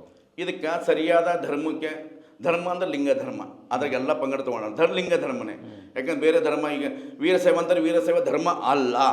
ವೀರಶೈವ ಒಂದು ಲಿಂಗಾಯತ ಒಳಪಂಗಡದಲ್ಲಿ ಉಪಪಂಗಡ ಬಂದ್ಬಿಟ್ಟು 33 ಕಾಲಂದಲ್ಲಿ ಬರುತ್ತೆ. ಅವರು ಅದು ವೀರಶೈವ ಧರ್ಮ ಅಂತ ಹೇಳ್ತಾರೆ, ಅದು ತಪ್ಪು. ಲಿಂಗಾಯತ ಧರ್ಮ ಇದು 900 ವರ್ಷ ಅಲ್ಲ, 1000 ವರ್ಷ ಹಿಂದೆ ಕೂಡ ನಿಮ್ಗೆ ಲಿಂಗ ಧರ್ಮ ಸಿಗುತ್ತೆ. ಪೇಪರ್ ದಾಖಲಾತಿನೂ ಕೊಡ್ತೀವಿ. ಯಾರ ಕ್ವಶನ್ ಕೇಳಿದ್ರೆ ಕೇಳ್ರಿ, ನಿಮಗೆ ಚರ್ಚೆ ಬರೋದು ಬರಲಿ. ಅವರು ವೀರಶೈವರು ಬೇರೆ ಸಮಾಜದವ್ರು ಯಾರು ಬರಲಿ ಕೂಡ ನಾವು ದಾಖಲಾತಿ ಕೂಡ ರೆಡಿ ಇದ್ದೀವಿ ನಾವು. ಆದರೆ ಇದಕ್ಕೆ ಧರ್ಮ ಅಂತಂದಾಗ ಆಗ 770 ಅಮರಗಣಗಳು, 196 ಚರಜಂಗಮರು, ಇನ್ನು ಭಕ್ತರು ಎಷ್ಟು ಗೊತ್ತಿಲ್ಲ ಆ ಕಲ್ಯಾಣದಲ್ಲಿ. ಆವಾಗಲೇ ಅಲ್ಲಿ ಏನು ಸೌಲಭ್ಯ ಇದ್ದರೂ ಕೂಡ ಅಲ್ಲಿ ಅಷ್ಟೊಂದು ಜನ ಸೇರಿದರು. ಅದಕ್ಕೆಲ್ಲ ಗುರು ಯಾರಿದ್ರು? ಬಸವಣ್ಣ. ಮತ್ತು ನೀವು ಈ ಧರ್ಮ ಗುರು ಎಷ್ಟು ಜನ ಇರ್ತೀರಿ? ನೀವು ಧರ್ಮ ಒಂದೇ ಅಂದ್ರೆ ಧರ್ಮಗುರುಗಳು ಇರಲಿ, ಇವ್ರು ಯಾರು ನಾವು ಬಸವಣ್ಣ ನಮ್ಮ ಗುರು ಅಂತ ಹೇಳ್ಬೇಕಂತ ನೀವಂತ. ಎಸ್, ನೀವು ಧರ್ಮಗುರು ಇರಿ, ಧರ್ಮ ಪಾಲನೆ ಮಾಡಿರಿ. ಎಲ್ಲ ಮಠದಲ್ಲೂ ಕೂಡ ಇವತ್ತು ಪರಿಸ್ಥಿತಿ ಎಲ್ಲಿಗೆ ಬಂದಿದೆ, ಕೆಲವು ಮಠದಲ್ಲಿ ಈಗ ಹೆಸರು ಹೇಳಂದ್ರೆ ಹೇಳ್ತೀನಿ, ನಂಗೆ ಭಯ ಇಲ್ಲ. ಕೆಲವು ಮಠದಲ್ಲಿ ಸಂಸ್ಕೃತ ಕಲಿಸ್ತಾರೆ. ಸಂಸ್ಕೃತ ನಮ್ಮ ಭಾಷೆನ ಅಲ್ಲ, ಸಂಸ್ಕೃತ ನಮ್ಮ ಧರ್ಮದ ಗ್ರಂಥನ ಅಲ್ಲ, ಸಂಸ್ಕೃತ ಲಿಂಗಾಯತರ ನಾವು ಹೊತ್ಕೊಂತಿರ್ಕಂಥ ವ್ಯವಸ್ಥೆನ ನೀವು ಯಾಕೆ ಕಲಿಸ್ತೀರಲ್ಲಿ? ಮತ್ತು ಇದು ಕಲಿಸ್ಬೇಕಾದ್ರೆ ಯಾರಿಗೆ ನೀವು ಅಡಪಾಕಿರಿ? ಯಾರಿಗೆ ನೀವು ಯಾರು ಹಾಕುವ ಕಾಸು ಎಂಜಲ ಕಾಸು ಹಾಕ್ತಿರಲ್ಲ, ಅಥವಾ ಅವ್ರ ಭಯಕ್ಕೋ ಅಥವಾ ಅವ್ರ ಹುನ್ನಾರಕ್ಕೋ ನೀವು ಯಾಕೆ ಒಳಗಾಗಿದ್ರಿ? ಸುಮಾರು ಮಠದಲ್ಲಿ ಇವತ್ತು ಸಂಸ್ಕೃತ ನಡೀತದೆ. ಸುಮಾರು ಲಿಂಗಾಯತ ಮೇಲ್ಗಡೆ ನೋಡ್ರೆ ಬಸವಣ್ಣ ಅನುಭವ ಮಂಟಪ ಅಂತ ಹೇಳ್ಬಿಟ್ಟು ಸಮುದಾಯ ಭವನ ಅಂತ ಇರುತ್ತೆ, ಕೆಳಗಡೆ ಒಳಗಡೆ ಬಂದುಬಿಟ್ರೆ ಸಂಸ್ಕೃತ ಕಲಿಸ್ತಾರೆ. ಇದು ಕೇಳಬೇಕು ಯಾರು? ನಾನು ಕೇಳಿದ್ರಾಗತ್ತಾ? ಆ ಧರ್ಮಗುರು ಅಂತಿಲ್ವಾ? ಈ ಧರ್ಮಗುರುಗಳು ಯಾಕೆ ಏನು ಮಾಡ್ತಿದ್ರಿ? ಧರ್ಮದ ಮೇಲೆ ಎಷ್ಟೊಂದು ಅತ್ಯಾಚಾರ ಆಗ್ತದೆ. ಸುಮಾರು ತಿಂಗಳಾಗಿ 2 ತಿಂಗಳು 3 ತಿಂಗಳು ಒಂದೊಂದು ಬರ್ತಾನೆ ಇರ್ತಾವ. ಸುನಾಮಿ ಬಂದಂಗೆ ವಚನ ಸಾಹಿತ್ಯ, ವಚನ ದರ್ಶನ ಬುಕ್ಕು ಒಬ್ಬ ಮಠಾಧೀಶರು ಬಂದಿಲ್ಲ ಹೋರಾಟ ಮಾಡೋಕ್ಕೆ. ನಾನು ಸ್ವತಃ ನಿಮಗೆ ಪೇಪರ್ ಪ್ರಿಂಟ್ ಟಿ ವಿದಲ್ಲಿ ನೋಡ್ರಿ, ಸ್ವತಃ ನಾನು ಹೋರಾಟ ಮಾಡ್ಬೇಕು. ಅವಾಗ ಬೇರೆ ಬೇರೆ ಸಂಘಟನೆಗಳು ಬಂದು ಸ್ಟೇಟ್ಮೆಂಟ್ ಕೊಡ್ತಾರೆ, ಬೇರೆ ಬೇರೆ ಸ್ವಾಮಿಗಳು ಬರ್ತಾರೆ. ಆಮೇಲೆ ಇದು ಯಾವುದೋ ಶರಣ ಶಕ್ತಿ ಅಂತೇಳಿ ಮೂವಿ ಬಂತು. ಆ ಮೂವಿಗೆ ಅದ್ರಾಗ ಎಷ್ಟು ವಿಚಿತ್ರ ತೋರಿಸಿದ್ರು ಅಂದ್ರೆ ಅಷ್ಟು ತಿದ್ದುಪಡಿ ಮಾಡಿದ್ರು. ಅದಕ್ಕೆ ಸೆನ್ಸರ್ ಮಂಡಳಿಗೆ ಮತ್ತು ಅದಕ್ಕೆಲ್ಲ ಲೆಟರ್ ಕೊಟ್ಟು ಸ್ಟಾಪ್ ಮಾಡ್ರಿ ನಾನು. ಮತ್ತು ಎಲ್ಲ ಮಠದಲ್ಲಿ ಉದ್ಘಾಟನೆಗೆ ಹೋಗೋದಕ್ಕೆ ಸುಮಾರು 10 ಮಠಕ್ಕೆ ನಾನು ಲೆಟರ್ ಕೊಟ್ಟಿದ್ದೀನಿ, ಹೋಗ್ಬೇಡ್ರಪ್ಪ ಅಲ್ಲಿಗೆ ಅಂತ ಹೇಳ್ಬಿಟ್ಟು.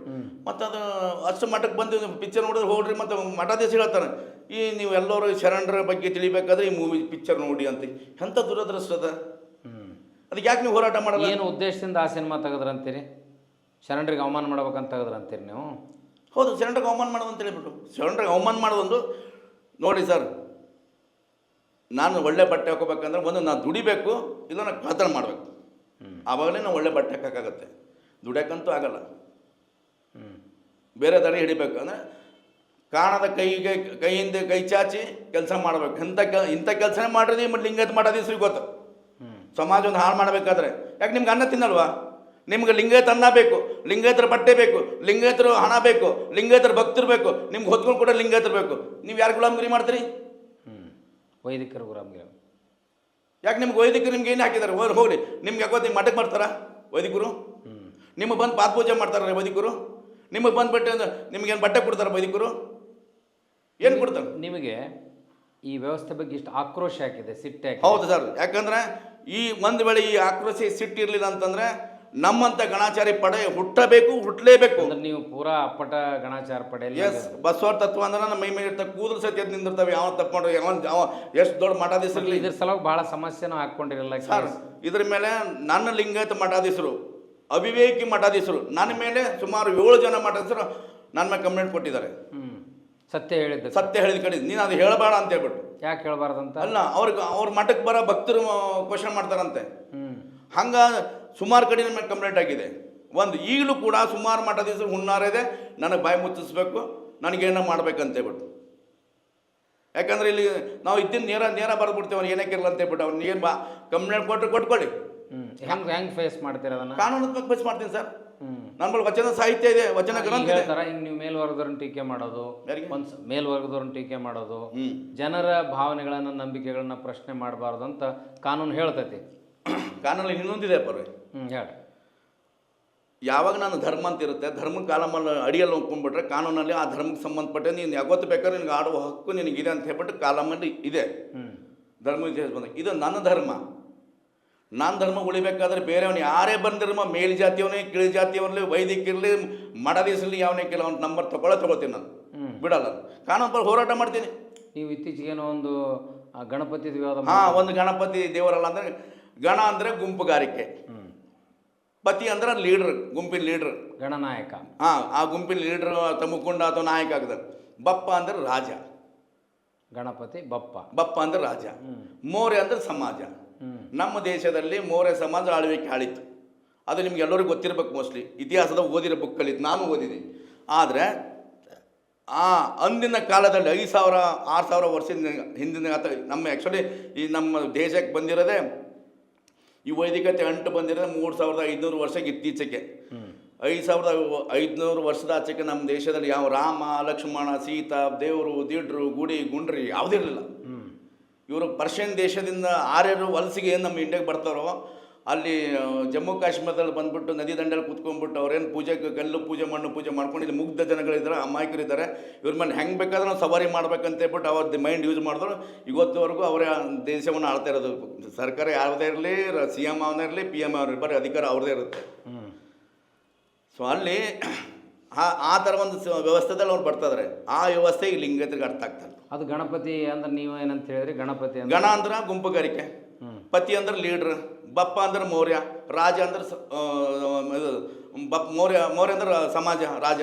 ಅಂದಿನ ಕಾಲದಲ್ಲಿ ರಾಜನು ಮನೆಯಿಂದ ಹೊರಗಡೆ ಬಂದಬೇಕಾದ್ರೆ ನಿಮ್ಗೆ ಆ ಮನೆಯಿಂದ ಹೊರಗಡೆ ಬರಬೇಕಾದ್ರೆ ಮಿನಿಮಮ್ 800-900 ಮೀಟ್ರ್ ದೂರ ಹೊರಗಡೆ ಬರಬೇಕು. ಅಂದರೆ ನಿಮ್ಮ ಊರು ಪ್ರದರ್ಶನ ಹಾಕಕ್ಕೆ ಹೋಗಿರ್ಬೋದು, ಅಥವಾ ಅವರು ಆನೆ ಹತ್ತಿ ಅಂಬಾರಿ ಎತ್ತು ಹೊರಗಡೆ ಹೋಗಬೇಕಾಗಿತ್ತು, ಅಥವಾ ಯೂತಕ್ಕೆ ಹೋಗ್ಬೇಕು. ಎಲ್ಲೋ ಒಂದು ಕಡೆ ಮನೆಯಿಂದ ಆಚೆಗೆ ಹೋಗ್ಬೇಕಾದ್ರೆ ಅವು ಬಸ್ಸು, ಜೀಬು, ಕಾರು, ಜೀಪ್ ಯಾವುದೂ ವಾಹನ ಇರ್ತಿಲ್ಲ. ಆವಾಗ ಅವ್ರ ವಾಹನಗಳು ಕುದುರೆ, ಒಂಟೆ, ಆನೆ ಮತ್ತು ಎತ್ತಿನ ಗಾಡಿ, ಇಂಥ ವಾಹನಗಳು ಅವ್ರದ್ದಾಗಿತ್ತು. ಆ ರಾಜನ ಮನೆಯಿಂದ ಆಚೆಗೆ ಬರೋ ಟೈಮಲ್ಲಿ ಅಲ್ಲಿ ಯಾವುದೂ ವೆಹಿಕಲ್ಗಳು ಇರ್ತಿರಲಿಲ್ಲ. ಆವಾಗ ಅವನಿಗೆ ಎತ್ಕೊಂಡು ಬರ್ತಿದ್ರು ಹಿಂಗೆ ಹಿಡ್ಕೊಂಡು 4 ಜನ. ಅವಾಗ ಏನಾಗ್ತಿರು ಕೂಗಂದ್ರೆ ಗಣಪತಿ ಬಪ್ಪ ಮೋರೆ ಅಂತ ಹೇಳ್ಬಿಟ್ಟು ಕೂಗು ಹಾಕಿ ಚಪ್ಪಾಳೆ ಹಾಕ್ಕೊಂಡು ಎಲ್ಲ ಸೈನಿಕರು, ಸಾರ್ವಜನಿಕರು, ಜನ ಎಲ್ಲರೂ ಸುತ್ತಬಿಟ್ಟು ಚಪ್ಪಾಳೆ ಹಾಕ್ಕೊಂಡು ಕರ್ಕೊಂಡು ಬಂದು ಆನೆ ದೊಡ್ಡಿ ಕರ್ಕೊಂಡು ಬರ್ತಿದ್ರು ಆನೆ ಹತ್ತಕ್ಕೆ. ಅಂದಿನ ಕೂಗು ಇವತ್ತೆಲ್ಲ ದೇವರಲ್ಲಿ ಇರ್ತಕ್ಕಂಥ ಕರಿಕಲ್ಲು ಬಂಡೆ ಗಣಪತಿ ಆಯ್ತು, ಹೊರತು ದೇವರಲ್ಲ. ಇದು ನಾನು ಬರೆದಿದ್ದೀನಿ.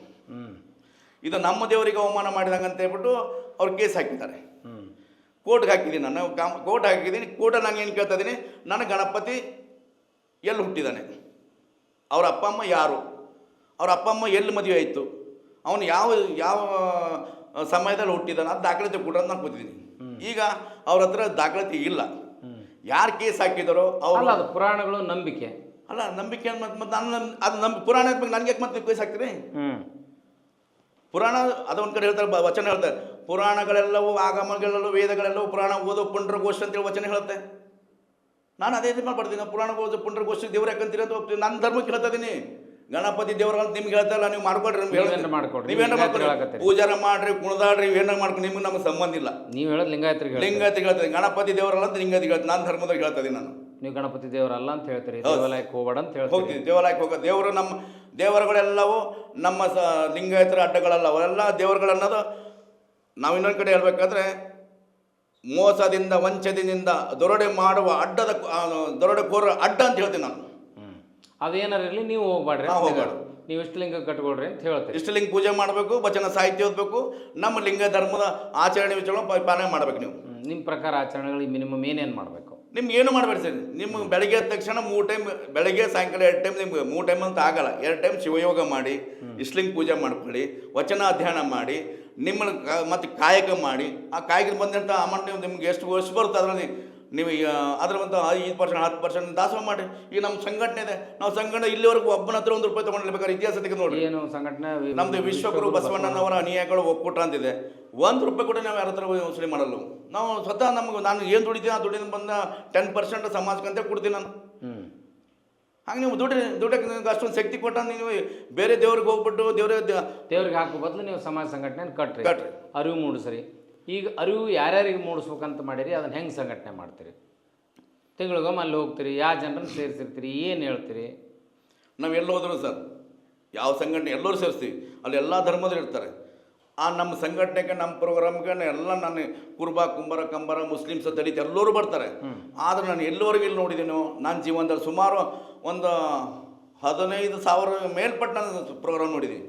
ಬಟ್ ಲಿಂಗಾಯತ್ ಪ್ರೋಗ್ರಾಮ್ಗೆ ಯಾರೂ ಕೂಡ ಮೇಲು ಜಾತಿಯರು ಬರುವುದಿಲ್ಲ, ವೈದಿಕರು ಯಾರೂ ಬರುವುದಿಲ್ಲ. ಅಪ್ಪಟ ಲಿಂಗಾಯತ್ ಕಾರ್ಯಕ್ರಮಕ್ಕೆ ಯಾರು ಬರಲ್ಲ. ಬಸವಣ್ಣ ಕಾರ್ಯಕ್ರಮ ಅಂತಂದ್ರೆ ಯಾರೋ ಅವ್ರು ಬರಲ್ಲ. ಅವರು ಅಷ್ಟು ವಿರೋಧ. ಬಸವಣ್ಣ ಹೇಳ್ತಾರೆ ಈಗ ಇತ್ತೀಚೆಗೆ ಬಸವಣ್ಣ ಅವ್ರಿಗೆ ಗೊತ್ತಿದೆ. ಈಗ ಬಸವಣ್ಣ ನಮ್ಮ ಮನೆಯಲ್ಲಿ ಹುಟ್ಟಿದವನು ಬ್ರಾಹ್ಮಣ ಅಂತ ಹೇಳ್ತಾರೆ, ಮುಂಚೆ ಇದ್ದಿಲ್ಲ. ನಿಮ್ಮ ಮನೆಯಲ್ಲಿ ಹುಟ್ಟಿದ ಬ್ರಾಹ್ಮಣ ನೀವು ವಿರೋಧ ಮಾಡಿದ್ರೆ ನಿಮಗೆ ಬ್ರಾಹ್ಮಣ ನಿಮ್ಮ ಮನೆ ಮಗ ಆಯ್ತಾನೆ ಬಸವಣ್ಣ, ನಿಮಗೆ ಬಿಟ್ಟು ಬಂದ. ಬ್ರಾಹ್ಮಣರಲ್ಲಿ ಹುಟ್ಟಿ ನಾನು ಅಹಂಕಾರ ಕಳ್ಕೊಂಡೆ, ಕಕ್ಕಯ್ಯನ ಮನೆ ದಾಸಯ್ಯನ ಮನೆ ಅಂತ ಹೇಳ್ತಾರೆ. ಮತ್ತು ಹೇಳೋಬೇಕಾದ್ರೆ ಯಾವತ್ತರ ಮನೆ ಬಿಟ್ಟು ಮತ್ತೆ ತಿರುಗಿ ನಿಮ್ಮ ಮನೆಗೆ ಬಂದ್ರ? ಇಲ್ಲ. ನಿಮ್ಮ ಕಡೆ ಏನಕ್ಕೆ ಕೇಳಿದ್ರ? ಇಲ್ಲ. ನೀವು ಹೋದ್ರ? ನಿಮಗೆ ಬರಕ್ಕೆ ಬಿಟ್ರ? ಇಲ್ಲ. ನಿಮ್ಮ ಹೊರಗೂ ಬಿಟ್ಟಿಲ್ಲ. ಬಸವಣ್ಣಗೆ ಅಂದಿನ ಮನೆ ಬಿಟ್ಟು ಹೋದರೂ ಕೂಡ ನಿಮ್ಮ ಜಾತಿಯವನು ಗೊತ್ತಿದ್ದರೂ ಕೂಡ ಸತತ ಬಸವಣ್ಣನ ಮೇಲೆ ದಬ್ಬಾಳಿಕೆ ಮಾಡಿ ಗಡೀಪಾರು ಮಾಡಿದವರು ಯಾರು? ಇದೇ ಪುರೋಹಿತರು, ಪುರೋಹಿತ ಶಾಹಿಗಳು. ಅವರಿಗೆ ಅಂದರೆ ಬ್ಲಡ್ ಅಂತಾರೆ ಹಿಂದಿಯಲ್ಲಿ, ಇದು ಇಂಗ್ಲೀಷಲ್ಲಿ. ಹಿಂದಿಯಲ್ಲಿ ಖೂನ್ ಅಂತಾರೆ, ಕನ್ನಡದ ರಕ್ತ ಅಂತೀವಿ. ರಕ್ತದ ಸಂಬಂಧ ಕೂಡ ಅವ್ರಿಗೆ ಅವರು ಇದು ನನ್ನ ರಕ್ತ ಸಂಬಂಧ ಅಂತ ಹೇಳ್ಬಿಟ್ಟು ಗೊತ್ತಾಗಲಿಲ್ಲ. ಅಂದರೆ ಸಮಾಜದ ವ್ಯವಸ್ಥೆಯನ್ನು ಹಾಳು ಮಾಡಿದ ಅಂತ ಅವ್ರಿಗೆ ಏನು ಯಾವ ಸಮಾಜ ಸರ್? ಅದೇ ಅನ್ಯ ಧರ್ಮೀಯರ ಜಾತಿ ಲಗ್ನ ಮಾಡೋದು, ಅನ್ನೋಮಿನೋಮ ಆಯಿತು. ಹೌದು, ಅದು ಅಂದು ಮಾಡಿದ ವ್ಯವಸ್ಥೆಗೆ ಇಂದು ಕೂಡ ಅದೇ ನಡೀತದೆ. ಈಗ MM ಕಲಬುರ್ಗಿ ಆಗಿರ್ಬೋದು, ಗೌರಿ ಲಂಕೇಶ್ವರ ಆಗಿರ್ಬೋದು, ಇವರೆಲ್ಲ ಅದೇ ಅಡಿಪೇಟೆ ಹೋಗಿದ್ದಾರೆ.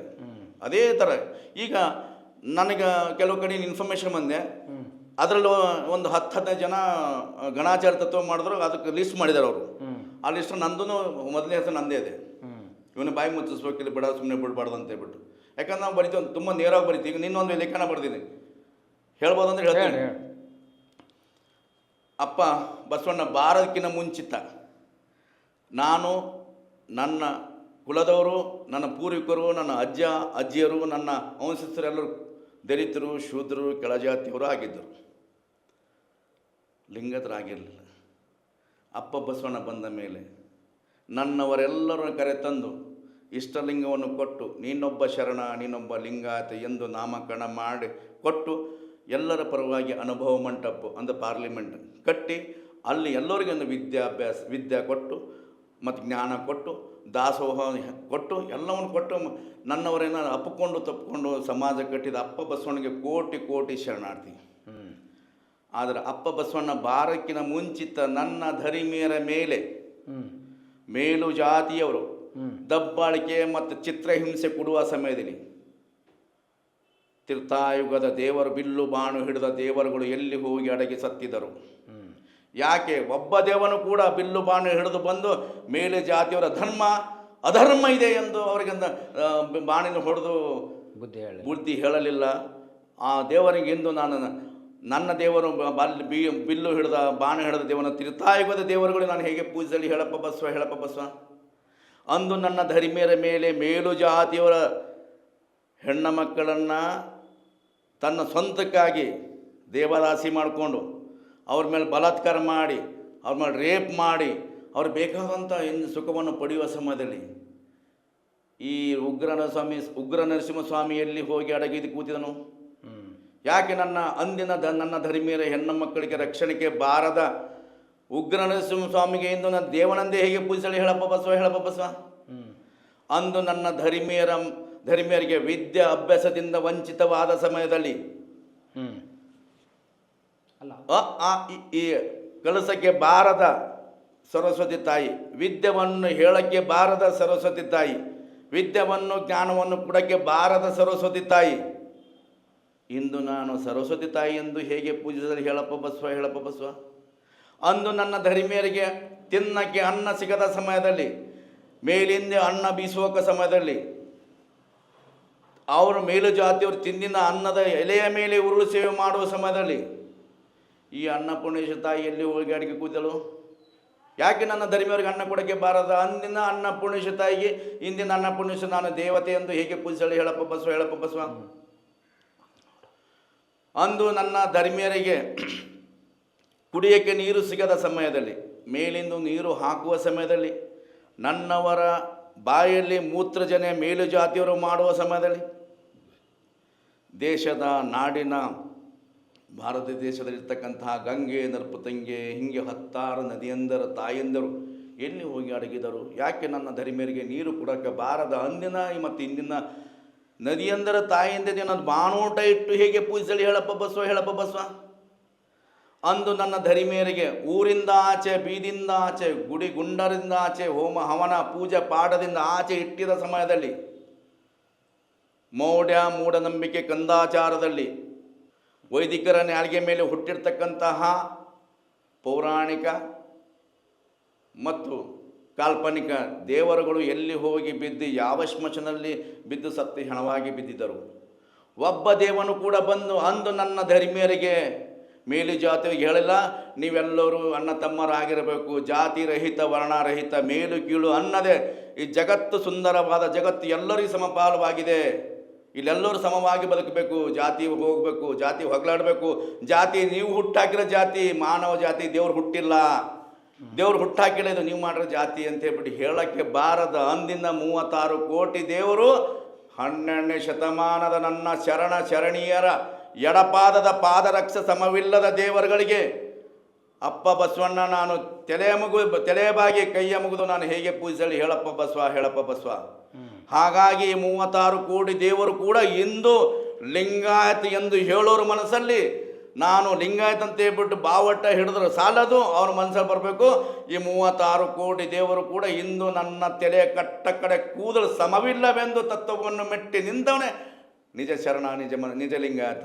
ವಚನ ಸಾಹಿತ್ಯವನ್ನು ಓದಿ ಲಿಂಗ ಧರ್ಮ ಉಳಿಬೇಕಾದ್ರೆ ವಚನ ಸಾಹಿತ್ಯ 770 ಅಮರಗಳನ್ನು ಅಧ್ಯಯನ ಮಾಡಿ ವಚನ ಧರ್ಮ ಬೋಧನೆ ಯಾರು ಕೇಳ್ತಾರೋ ಅವರೇ ನಿಜವಾದ ಶರಣ.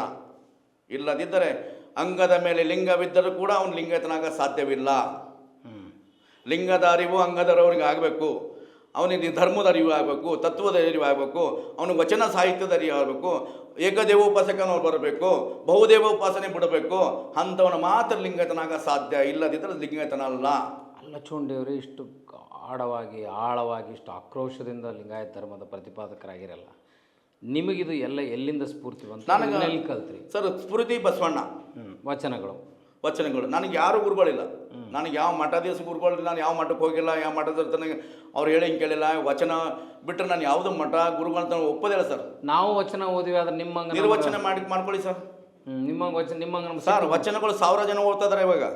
ಈಗ ನೀವು ಬಿಟ್ಟು ಲಿಂಗಾಯತರು ಬಿಟ್ಟು ಬೇರೆ ಬೇರೆಯವರು ಅನ್ಯ ಧರ್ಮೀಯರು ಓದ್ತಾ ಇದ್ದಾರೆ ವಚನ. ಅದರ ಆಳವಾದ ವಚನ. ನಾನು ಒಂದು ಕಡೆ ಹೇಳ್ತೀನಿ, ವಚನದ ಅರಿವೇ ಗುರು ಅಂತ ಬಸವಣ್ಣ ಹೇಳ್ತಾರೆ. ಅರಿವೇ ಗುರು ಹೆಂಗಾಗಬೇಕಂದ್ರೆ ಮನವೋ ಶುದ್ಧ ತನವೋ ಶುದ್ಧ, ತನ್ನ ಅಂತರಂಗ ಶುದ್ಧ ಬಹಿರಂಗ ಶುದ್ಧವಾದಡೆ ತನ್ನ ಮನದ ಅಂದರೆ ತನ್ನ ಅಂತರಂಗದ ಅರಿವಿನ ಒಳಗಡೆ ನಾನು ಅರಿವಿನ ಭಾವಿ ಒಂದು ನನ್ನ ಅಂತರಂಗದ ಅರಿವಿನ ಒಳಗೆ ನಾನು ಕಂಡಾಗ ಅರಿವಿನ ಭಾವಿ ಒಳಗೆ ಬಗ್ಗೆ ನೋಡಿದರೆ ನನ್ನ ಬಿಂಬವು ನನ್ನ ಕೈ ಮಾಡಿ ಕರೀತೀನಿ. ಏನಂತ? ಇಲ್ಲಿ ಬಾ ಎಲ್ಲವನ್ನು ಜಯಿಸಿವೆ, ಮೇಲೆಲ್ಲ ಸುಮ್ಮನೆ ಬಾಬಾ ಎಂದು ನನಗೆ ನನ್ನ ಅಂತರಂಗದ ಅರಿವಿನ ಭಾವಿ ಒಳಗಡೆ ಇರ್ತಕ್ಕಂಥ ನನ್ನ ಬಿಂಬು, ಜ್ಞಾನದ ಬಿಂಬು ನನಗೆ ಕರಿತಿತ್ತು. ಆ ಜ್ಞಾನದ ಭಾವಿ ಅಂತರಂಗದ ಭಾವಿ ಒಳಗಡೆ ಹೋಗುತ್ತಾ ಪಾತಾಳದಾಗ ಹೋದಾಗ ಅರಿವಿನ ಬಾವಿಯಲ್ಲಿ ನೀರು ಇಲ್ಲ, ಬಿಂಬವೂ ಇಲ್ಲ, ಬದಲಿಗೆ ಕತ್ತಲ ವಾತಾವರಣ, ಭಯದ ವಾತಾವರಣ. ನೀವು ಇಂಥ ನಕಾರಾತ್ಮಕ ಸಂದರ್ಭದಲ್ಲಿ ಹೆಂಗೆ ನೀವು ಈ ಧರ್ಮನ ಪ್ರಚಾರ ಮಾಡ್ತೀನಿ ಅಂತ ವಿಶ್ವಾಸ ಐತೆ ನಿಮಗೆ? ಸರ್ ಈಗ ನಿಮ್ಮಂಥವ್ರ ಮುಖಾಂತರ ಈಗ ನೀವೇನು ಮಾಡ್ತಾಯಿದ್ದೀರ? ನೀವೊಬ್ಬರನ್ನು ಬಂದ್ರೆ ಒಂದು ಹೇಳ್ಬೇಕಂದ್ರೆ ಒಂದು ಯಾವುದೋ ಒಂದು ಜನ್ಮ ಅಂತ ಒಪ್ಪಲ್ಲ ಬಸವ ತತ್ವದಲ್ಲಿ. ಯಾವುದೋ ಒಂದು ಶರಣರ ಒಂದು ಅವತಾರ ಅಂತ ಅದನ್ನು ಒಪ್ಪಲ್ಲ. ಶರಣರದೊಂದು ಮನೋಭಾವ ನಿಮ್ಮಲ್ಲಿ ಇದೆ. ಹಾಗಾಗ್ಬಿಟ್ಟು ನೀವು ನನ್ನ ಹತ್ರ ನಮಗೆ ಬಂದು ನಮ್ಮ ಅಂಥವ್ರು ನೀವು ಬೆಳಕಿ ತರ್ತಾಯಿದ್ರೆ ಇದು ಈಗ ಗೊತ್ತಿಲ್ಲ, ನಾಳೆ ಆಗುತ್ತೆ ಸರ್. ಚೊಂಡಿ ಹೋಗ್ಬೋದು. ಈಗ MM ಕಲಬುರ್ಗಿ ಹೋದರು, ಅಂಥ ಕಲಬುರ್ಗಿ 1000 ಹುಟ್ಟಿದ್ದಾರೆ, 1000 ಕಲಬುರ್ಗಿ ಹುಟ್ಟಿದ್ದಾರೆ. ಈಗ ಅದ್ರ ನಾವೊಬ್ಬ ಕಲಬುರ್ಗಿ ಇರ್ಬೋದು. ನಾನು ಸಾವಿಗೆ ಅಂಜಬಾರ್ದು ಅಂತ ನೀವು ಹೇಳಿ ಸರ್. ಬಾರದು ಬಪ್ಪದು ತಪ್ಪದು, ನಾಳೆ ಬರೋದು ಹಿಂದೆ ಬರಲಿ, ಮರಣವೇ ಮಾನವಮಿ ಅಂತ ಶರಣ ತತ್ವ ನಾವು ಹುಟ್ಟಿದ ಮೇಲೆ ನನ್ನ ದೇಹವು ನನ್ನದಲ್ಲ, ಪ್ರಾಣವು ನನ್ನದಲ್ಲ, ಜೀವವು ನನ್ನದಲ್ಲ, ಜಗತ್ತು ನನ್ನದಲ್ಲ, ಈ ಸಮಾಜವು ನನ್ನದಲ್ಲ. ನೀವು ಯಾವ ವಚನಗಳನ್ನು ಹೇಳಿ ಮನಸ್ಸನ್ನು ಬದಲಿ ಮಾಡ್ಕೊಂಡ್ರಲ್ಲ, ಆ ವಚನಗಳನ್ನು ರಕ್ಷಣೆ ಮಾಡ್ಕೊಳಕ್ ನಮ್ಮ ಶರಣರು ಜೀವ ಕೊಟ್ಟಿದ್ದಾರೆ. ನೀವು ವಚನ ಸುಟ್ಟು ಹಾಕಿರ್ಬೇಕಾದ್ರೆ ನಿಮ್ಮನ್ನು ಕೊಲ್ಲಂಗಿಲ್ಲ ಅಂದ್ರೆ ಅವರು ನಮ್ಮನ್ನು ಕೊಂದ್ರ ಚಿಂತಿಲ್ಲ, ವಚನಗಳನ್ನು ಉಳಿಸ್ರಿ ಅಂತ ಹೇಳಿದ್ರು ಬಸವಣ್ಣ. ನಿಮಗೆ ಏನು ಸಿಟ್ಟಿದ್ರೆ ಆ ಉಳಿದ ವಚನಗಳನ್ನು ನಮ್ಮವ್ರು ಅರ್ಥ ಮಾಡ್ಕೊಳ್ತಾರೆ. ಆ ವಚನ ಧ್ಯಾನ ಮಾಡಿ ಪ್ರತಿಯೊಬ್ಬರು ಲಿಂಗಾಯತ ನಿಮ್ಮ ಮನೇಲಿರ್ತಕ್ಕಂಥ ಜಗಲಿ ಮೇಲೆ ಇರ್ತಕ್ಕಂಥ ಎಲ್ಲ ಮೂಢನಂಬಿಕೆ ದೇವರು ತೆಗೆದು ಬಿಸಾಕ್ಬಿಡಿ. ವಚನ ಗ್ರಹ ಅಂತ ಇಡಿ. ಬುದ್ಧ ಬಸವಣ್ಣ ಅಂಬೇಡ್ಕರ್ ಫೋಟೋ ಇಟ್ಕೊಳ್ಬೇಕಾರೆ ಮಾನವ ಕುಲದ ಕುಲದೇವತೆಗಳು ಜಗತ್ತಿನಲ್ಲಿ ಭಾರತದಲ್ಲಿ ನಡೆದಾಡದ ಯಾರ ದೇವರಿದ್ರು ಬುದ್ಧ ಬಸವಣ್ಣ ಅಂಬೇಡ್ಕರ್ ಹೊತ್ತು ಮತ್ತೊಬ್ಬ ದೇವರು ನಾವು ಇಲ್ಲಿ ಜಗತ್ತಿನ ಕಾಣೋದಿಲ್ಲ. ಇವರೆಲ್ಲ ಮೂಢನಂಬಿಕೆ ದೇವರು, ಇವೆಲ್ಲ ಪುರಾಣದಲ್ಲಿ ಬಂದಿರೋ ದೇವರು, ಇವೆಲ್ಲ ತನ್ನ ಹೊಟ್ಟೆಪಾಡಿಗಾಗಿ ತನ್ನ ಬದುಕಿಗಾಗಿ ಕಟ್ಕೊಂಡಂತ ಕೆಲವು ದೇವ್ರು ಏನು ಮಾಡ್ಬೇಕ್ರಿ? ಅವ್ರ ಹೆಸರ ಮೇಲೆ ಇವ್ರು ಹೊಟ್ಟೆಪಾಡಿಗೆ ಅಂತ ದೇವರು ಎಲ್ಲೂ ಗುಡಿಯಲ್ಲಿ ದೇವರಿಲ್ಲ, ಮಸೀದಿಯಲ್ಲಿ ದೇವರಿಲ್ಲ, ಚರ್ಚಲ್ಲಿ ದೇವರಿಲ್ಲ. ನಿನ್ನೊಳಗಡೆ ದೇವರಿದ್ದಾನೆ, ನಮ್ಮೊಳಗಡೆ ದೇವರಿದ್ದಾನೆ. ಮೊದಲು ನಾನು ಒಳ್ಳೆಯವಂದ್ರೆ ನಾನೇ ದೇವರು. ನೀವು ಇಷ್ಟು ಕಠಿಣವಾದ ಕಾಯಕವನ್ನು ಮಾಡ್ತೀರಿ, ಕನ್ಸ್ಟ್ರಕ್ಷನ್ ಅಲ್ಲದಿರಿ, ಫೈನಾನ್ಸ್ ವ್ಯವಹಾರಗಳು ಮಾಡ್ತೀರಿ. ಈ ಧರ್ಮಕ್ಕೆ ನಿಮ್ಮ ಮನಸ್ಸು ಒಲ್ದಿದೆಯಲ್ಲ, ಮಾಡ್ಬೇಕಂತ ತುಡಿತಾ ಐತಲ್ಲ, ಇದು ಇಷ್ಟು ದೂರ ಬೆಂಗಳೂರಿನಲ್ಲಿ ಇರ್ತೀರಿ, ಕಲ್ಯಾಣಕ್ಕೆ ಹೋಗ್ತೀರಿ, ಬೇರೆ ಬೇರೆ ರಾಜ್ಯಗಳಿಗೆ ಹೋಗ್ತೀರಿ, ಹೆಂಗೆ ಸಮಯ ಹೊಂದಿಸ್ಕೊಂತೀರಿ? ಸರ್ ಈಗ ನನ್ನ ವಯಸ್ಸು 47 ಇವಾಗ. ಅದು ನನಗೆ ಗೊತ್ತಾಗಲ್ಲ ನನಗೆ ಯಾಕೆ ಹಿಂಗೆ ಮಾಡ್ತೀನಿ ಅಂತ. ಎವ್ರಿ ತಿಂಗಳನ್ನು ಬಸ್ಸು ಕನ್ನಡಿರ್ತೀನಿ. ಪ್ರತಿ ಭಾನುವಾರ ಶನಿವಾರ ಮೈಸೂರು, ಮಂಡ್ಯ, ಚಾಮರಾಜನಗರ ಇಲ್ಲೆಲ್ಲೋ ಒಂದು ಕಡೆ ಇರ್ತೀನಿ. ನನ್ನ ಫ್ಯಾಮಿಲಿಗೆ ಟೈಮ್ ಕೊಡೋದೇ ಭಾಳ ಅಪೂರ್ವ, ತಿಂಗಳಿಗೆ ಯಾವಾಗ ಒಂದು ಸರಿ ಕೊಡ್ತೀನಿ. ಅದು ಬಿಟ್ಬಿಟ್ಟು ನಾನು ಪ್ರತಿ ದಿವಸ ಬೆಳಗ್ಗೆ ನಾನು 4 ಗಂಟೆಗೆ ಹೇಳ್ತೀನಿ. ಎದ್ಬಿಟ್ಟು ಸ್ನಾನ ಮಾಡಿಕೊಂಡು ಶಿವಯೋಗ ಇಷ್ಟಲಿಂಗ ಪೂಜೆ 5 ಗಂಟೆವರೆಗೂ ಮಾಡ್ತೀನಿ. ಒಂದು ಅರ್ಧ ತಾಸು ಮೆಡಿಟೇಷನ್ ಮಾಡ್ತೀನಿ. 5:30 ಇರ್ತೀನಿ. 5:30 ಬಿಟ್ಬಿಟ್ಟು ನಾನು ವಾಕ್ ಹೋಗ್ತೀನಿ. ವಾಕ್ ಹೋಗಿ 7 ಗಂಟೆಗೆ ಬರ್ತೀನಿ. 7 ಗಂಟೆ ಬಂದ್ಮೇಲೆ ಮತ್ತೆ ತಿರ್ಗಿ ಫ್ರೆಶ್ ಆಗಿಬಿಟ್ಟು ಮತ್ತೆ ಶಿವದ ಧ್ಯಾನ ಮಾಡಿಬಿಟ್ಟು ಅದಕ್ಕೆ ನಾನು ಟಿಫನ್ ಮಾಡ್ಕೊಂಡು 8 ಗಂಟೆಗೆ ಮನೆ ಮಾಡ್ತೀನಿ ಸರ್. ರಾತ್ರಿ ನಾನು ಡೇದಲ್ಲಿ ಎಲ್ಲಿರ್ತೀನಿ ನನಗೆ ಗೊತ್ತಾಗಲ್ಲ. ಮತ್ತು ರಾತ್ರಿ 9 ಗಂಟೆ, 10 ಗಂಟೆ, 11 ಗಂಟೆ, 1 ಗಂಟೆ ಹೋದ್ರೆ ಮತ್ತೆ ಸ್ನಾನ ಲಿಂಗ ಪೂಜೆ ಮಾಡಿಕೊಂಡೆ ನಾನು ಪ್ರಸಾದ ಮಾಡೋದು. ಆ ಧ್ಯಾನ ಅಂತೀವಲ್ಲ ಸರ್, ಇಷ್ಟಲಿಂಗ ಪೂಜೆ ಅಂತೀವಲ್ಲ, ನೀವು ಇಷ್ಟಲಿಂಗ ಪೂಜೆ 10 ನಿಮಿಷ 15 ನಿಮಿಷ ಸ್ಟಾರ್ಟಿಂಗ್ ಆಗೋಲ್ಲ. ನೀವು ಕೂತ್ಕೊಂಡು ಹೋದಾಗ 1 ಅವರ್, ಹಾಫ್ ಆನ್ ಅವರ್ ಕೂತ್ಕೊಂಡ್ಬಿಡ್ತೀರ. ಈಗ ಕೂತ್ಕೊಂಡ್ಬಿಟ್ಟಾಗ ನಿಮ್ಮ ಪಕ್ಕದಲ್ಲಿ ಏನಾದರೂ ಒಂದು ಗಾಡಿ ಅಥವಾ ಯಾರಾದರೂ ಹೆಣ್ಮಕ್ಳು ಗೆಜ್ಜೆ ಕಸಬ ಹೋದ್ರೆ ಸಹಿತ ನಿಮ್ಗೆ ಕಾಣಲ್ಲ, ನಿಮಗೆ ಗಮನಕ್ಕೆ ಬರಲ್ಲ, ಅಷ್ಟು ಮಗ್ನವಾಗಿರ್ತಾರೆ. ಆ ಮಗ್ನವಾದಾಗ ಅರಿವೇ ಗುರು ಅಂತ ಹೇಳ್ತೀರ. ಈಗ ನಮ್ಮೊಳಗಡೆ ಈಗ ಒಂದು ದ್ರವ ಇರ್ತದೆ, ನಮ್ಮೊಳಗಡೆ ಒಂದು ಇಲ್ಲಿ ಬ್ರಹ್ಮಕಮಲ ಅಂತೀವಿ ನಾವು. ಅದನ್ನು ಹೆಂಗಿದೆ ಅಂದ್ರೆ ನಮ್ಮಲ್ಲಿ ಒಂದು ನಾಗರ ಹೆಡಿ ಇದ್ದಂಗೆ ಇರುತ್ತೆ ಅದು. ನೀವು ಧ್ಯಾನ ಮಾಡ್ತಾ ಮಾಡ್ತಾ ಮಾಡ್ತಾ ಇಷ್ಟಲಿಂಗ ಯೋಗದಾಗ ನೀವು ಹೋಗ್ಬೇಕಂದ್ರೆ ನಮ್ಮ ಅಂತರಂಗದ ಅರಿವಿನ ಭಾವಿ ಅಂತ ಹೇಳ್ತಿಲ್ಲ, ಆ ಭಾವಿಗೆ ಹೋಗಿ ಮುಟ್ಟಿದಾಗ ಭಾವಿ ಒಳಗಡೆ ಒಬ್ಬ ಗುರು ಇದ್ದಾನೆ, ಅರಿವೇ ಗುರು. ಆ ಗುರುವಿನ ಹೋಗ್ಬೇಕು, ಆ ಗುರು ನೋಡ್ಬೇಕನ್ನ ಮಾಡ್ಬೇಕಾದ್ರೆ ಮತ್ತು ನಾವು ಇಷ್ಟಲಿಂಗ ಪೂಜಾ ಮತ್ತು ಧ್ಯಾನ ಇದು ಮಾಡ್ರೆ ನಿಮಗೇನು ಯಾವುದು ಕಾಯಿಲೆ ಬರಲ್ಲ, ಯಾವುದು ಪ್ರಾಬ್ಲಮ್ ಬರಲ್ಲ, ಯಾವುದು ತೊಂದರೆ ಬರಲ್ಲ.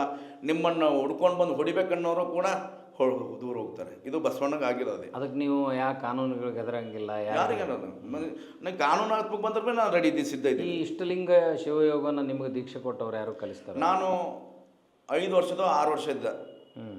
ನಮ್ಮೂರಿಗೆ ಬಿಜಾಪುರ ಅಪ್ಪರು ಅಂತ ಬಂದಿದ್ರು, ಹಳೆಯವರು ಬಿಜಾಪುರದಲ್ಲಿ. ಈಗ ಇವರಲ್ಲ, ಅಂದರೆ ಹಳೆಯವರು ಯಾರೋ, ನನಗಷ್ಟು ಅವ್ರ ಹೆಸರು ಗೊತ್ತಿಲ್ಲ. ನಮ್ಮೂರಾಗ ಎಲ್ಲರಿಗೂ ದೀಕ್ಷೆ ಕೊಡ್ತಿದ್ರು. ನಮ್ಮ ತಂದೆ ನನಗೆ ಮತ್ತು ನಮ್ಮ ಸಿಸ್ಟರಿಗೆ ಇಬ್ಬರಿಗೆ ಗೊತ್ತು. ಅವರು 3 ಜನಕ್ಕೆ ನಮ್ಮ ಮನೇಲಿ ಇಷ್ಟಲಿಂಗ ದೀಕ್ಷೆ ಕೊಟ್ಟರು ನಮ್ಮ ತಂದೆ. ಆ ಇಷ್ಟಲಿಂಗ ದೀಕ್ಷೆ ಆದ್ಮೇಲೆ ನಾನು ಮತ್ತೆ ಬೆಳೀತಾ ನನಗದು ದಾರಿ ಹೆಂಗೆ ಕಾಣುತ್ತೆ ಹಂಗೆ ಹೋದಾಗಿಂದ ಬೇರೆ ಬೇರೆ ದಾರಿಗಳು ಸಿಕ್ಕಿವು. ಆ ದಾರಿ ಹಿಡ್ಕೊಂಡ್ಬಿಟ್ಟು ನಾನು ಗುಡಿ ಗುಂಡ್ರ ಪೂಜಾ ಪಾಠ ಲಾಸ್ಟ್ ನಿಮ್ಮ ಇದರಲ್ಲಿ ನಾನು ಹೇಳಿದ್ದೀನಿ. ದೇವ್ರ ಭಕ್ತಿ, ಅಪಾರ ಭಕ್ತಿ ಇಟ್ಕೊಂಡಿದ್ದಾನೆ. ಆದರೂ ಕೂಡ ನಂಗೆ ದೇವ್ರು ನೋಡೋದಕ್ಕಾಗ್ಲಕ್ಕಂದಾಗ ಹಲವಾರು ವಚನಗಳು ನೋಡಬೇಕು ಅಂತೇಳ್ಬಿಟ್ಟು ಭಾವನೆ ಬಂದಾಗ, ಆ ವಚನಗಳು ನೋಡಿದಾಗ ಆ ವಚನದಲ್ಲಿರ್ತಕ್ಕಂಥ ದೇವರು ಸತ್ಯ ಮತ್ತು ಆ ಭಾವನೆ, ಭಾವೈಕ್ಯ ಮತ್ತು ಆ ಮನಶುದ್ಧಿ, ತನಶುದ್ಧಿ, ತನ್ನ ಆಚಾರ ಶುದ್ಧಿ, ವಿಚಾರ ಶುದ್ಧಿ, ನಡೆ ಶುದ್ಧಿ, ನುಡಿ ಶುದ್ಧಿ, ತನ್ನ ದೃಷ್ಟಿ ಶುದ್ಧಿ, ತನ್ನ ಅಂತರಂಗದ ಅರಿವು ಶುದ್ಧಿ ಆದಾಗ ನಿಮ್ಗೆ ಅದೊಂದು ಲೋಕನೇ ಬೇರೆ ಟೈಪ್ ಕಾಣುತ್ತೆ ಸರ್. ಅದು ದೇವಲೋಕ ಅಂತಿಲ್ಲ, ಎಲ್ಲೂ ದೇವಲೋಕ ಇಲ್ಲ, ಮರ್ತ್ಯಲೋಕ ಇಲ್ಲ, ಯಾವ ಲೋಕ ಎಲ್ಲವೂ ನನ್ನ ಒಳಗಡೆ ಇದೆ. ನಿಮಗೀಗ ಸುಮಾರು ಎಕ್ಸಾಂಪಲ್, ಈಗ ಒಂದು ದೇವಸ್ಥಾನದಲ್ಲಿ ನವಗ್ರಹ ಅಂತ ಹೇಳ್ತಾರೆ. ನವಗ್ರಹಗಳ ದೇವಸ್ಥಾನ ಇಲ್ಲ ಸರ್, ನನ್ನೊಳಗಡೆ ಇದ್ದಾವೆ. ಗಂಗೆ ನನ್ನಲ್ಲಿದ್ದಾಳೆ, ಅಗ್ನಿ ನನ್ನಲ್ಲಿದ್ದಾಳೆ, ವಾಯು ನನ್ನಲ್ಲಿದ್ದಾಳೆ, ಬೆಂಕಿ, ಇದು ನೀರು ಎಲ್ಲವೂ ನನ್ನಲ್ಲಿದೆ. ಸೊ ನವಗ್ರಹ ಒಂದು ನನ್ನಲ್ಲಿರ್ತಕ್ಕಂಥ ಯಾವುದಾದ್ರೂ ಒಂದು ಗ್ರಹ ನೀವು ಕೆಲಸ ಮಾಡಿಲ್ಲ ಅಂದರೆ ನಾನು ಈ ಜಗತ್ತ ಮೇಲೆ ಇರ್ತಕ್ಕಂಥ ಜೀವಿ ರಾಶಿಗಳನ್ನು ಎತ್ತೋರಿಲ್ಲ, ನೋಡೋರಿಲ್ಲ, ಹೂಳೋರಿಲ್ಲ, ಅಂಥ ಪರಿಸ್ಥಿತಿ ಬರುತ್ತೆ.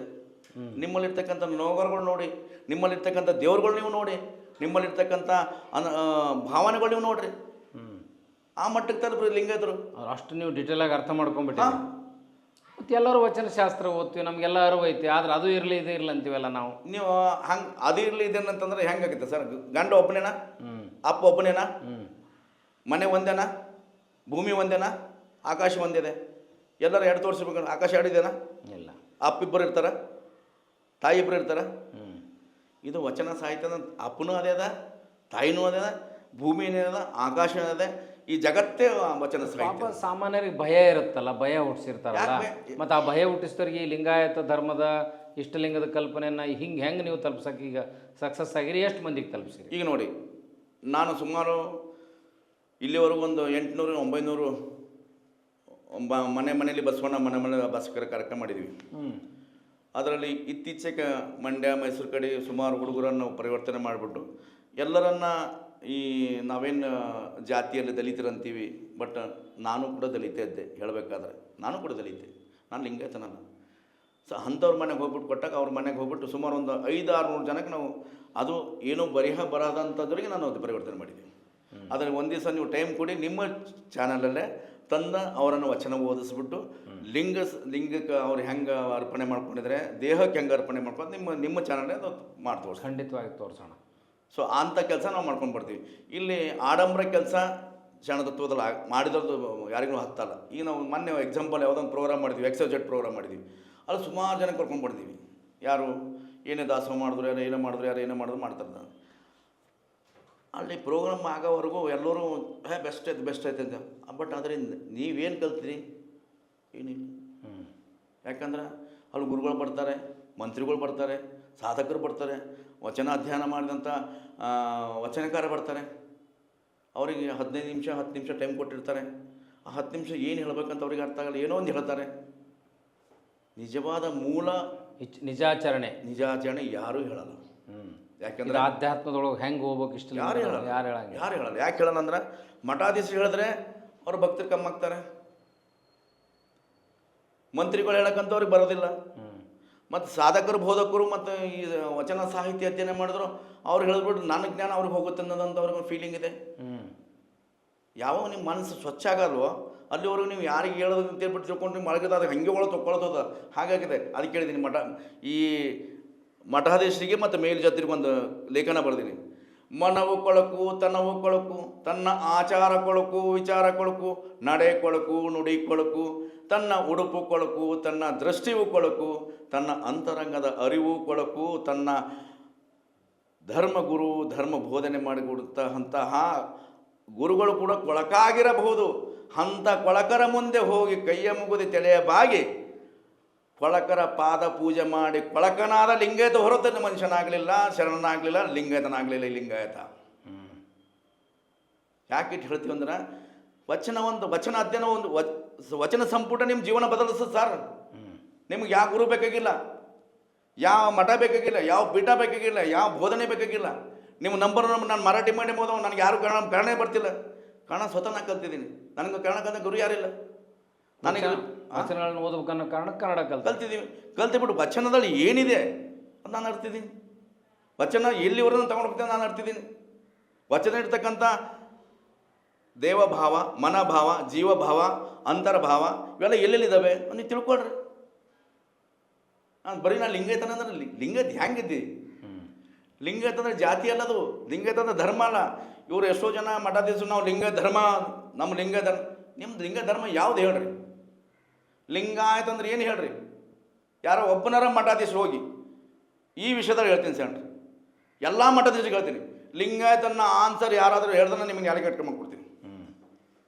ಲಿಂಗಾಯತ, ಲಿಂಗ ಅಂದರೆ ಪ್ರಾಣ, ಲಿಂಗ ಅಂದರೆ ದೇಹ, ಲಿಂಗ ಅಂದರೆ ಅರಿವು ಆಚಾರ, ಲಿಂಗ ಅಂದರೆ ನಡೆ ನುಡಿ, ಲಿಂಗ ಅಂದರೆ ತನ್ನ ಅಂತರಂಗದ ಅರಿವಿನಿಂದ ಜಗವನ್ನು ಸಮಾಜವನ್ನು ಬೆಳಗುವ ಕೆಲಸ ಮಾಡಿ. ಯಥ ಅಂದರೆ ನಾನು ಈ ಲಿಂಗ ಅಂದರೆ ಬ್ರಹ್ಮಾಂಡ, ಇದೆಲ್ಲ ನಾನು ಒಳಗಡೆ ಇಟ್ಕೊಂಡು ನಾನು ಇರ್ತಕ್ಕಂಥ ಜ್ಞಾನ ನಾನು ಇನ್ನೊಬ್ರಿಗೆ ಹಂಚ್ತಾ ಇದ್ದೀನಿ. ನಾನು ಇನ್ನೊಬ್ರಿಗೆ ತಪ್ಕೊಳ್ತೀನಿ, ಎಲ್ಲರೂ ನಾವು ನೋಂಗೂಡಿಸ್ತಾ ಇದ್ದೀನಿ. ಯಥ ಅಂದರೆ ನಿಂತಿದ್ದೀನಿ, ಸಂಸ್ಕೃತ ಲೆಕ್ಕ ಯಥ ಅಂದರೆ ನಾನು ನಿಂತಿದ್ದೀನಿ.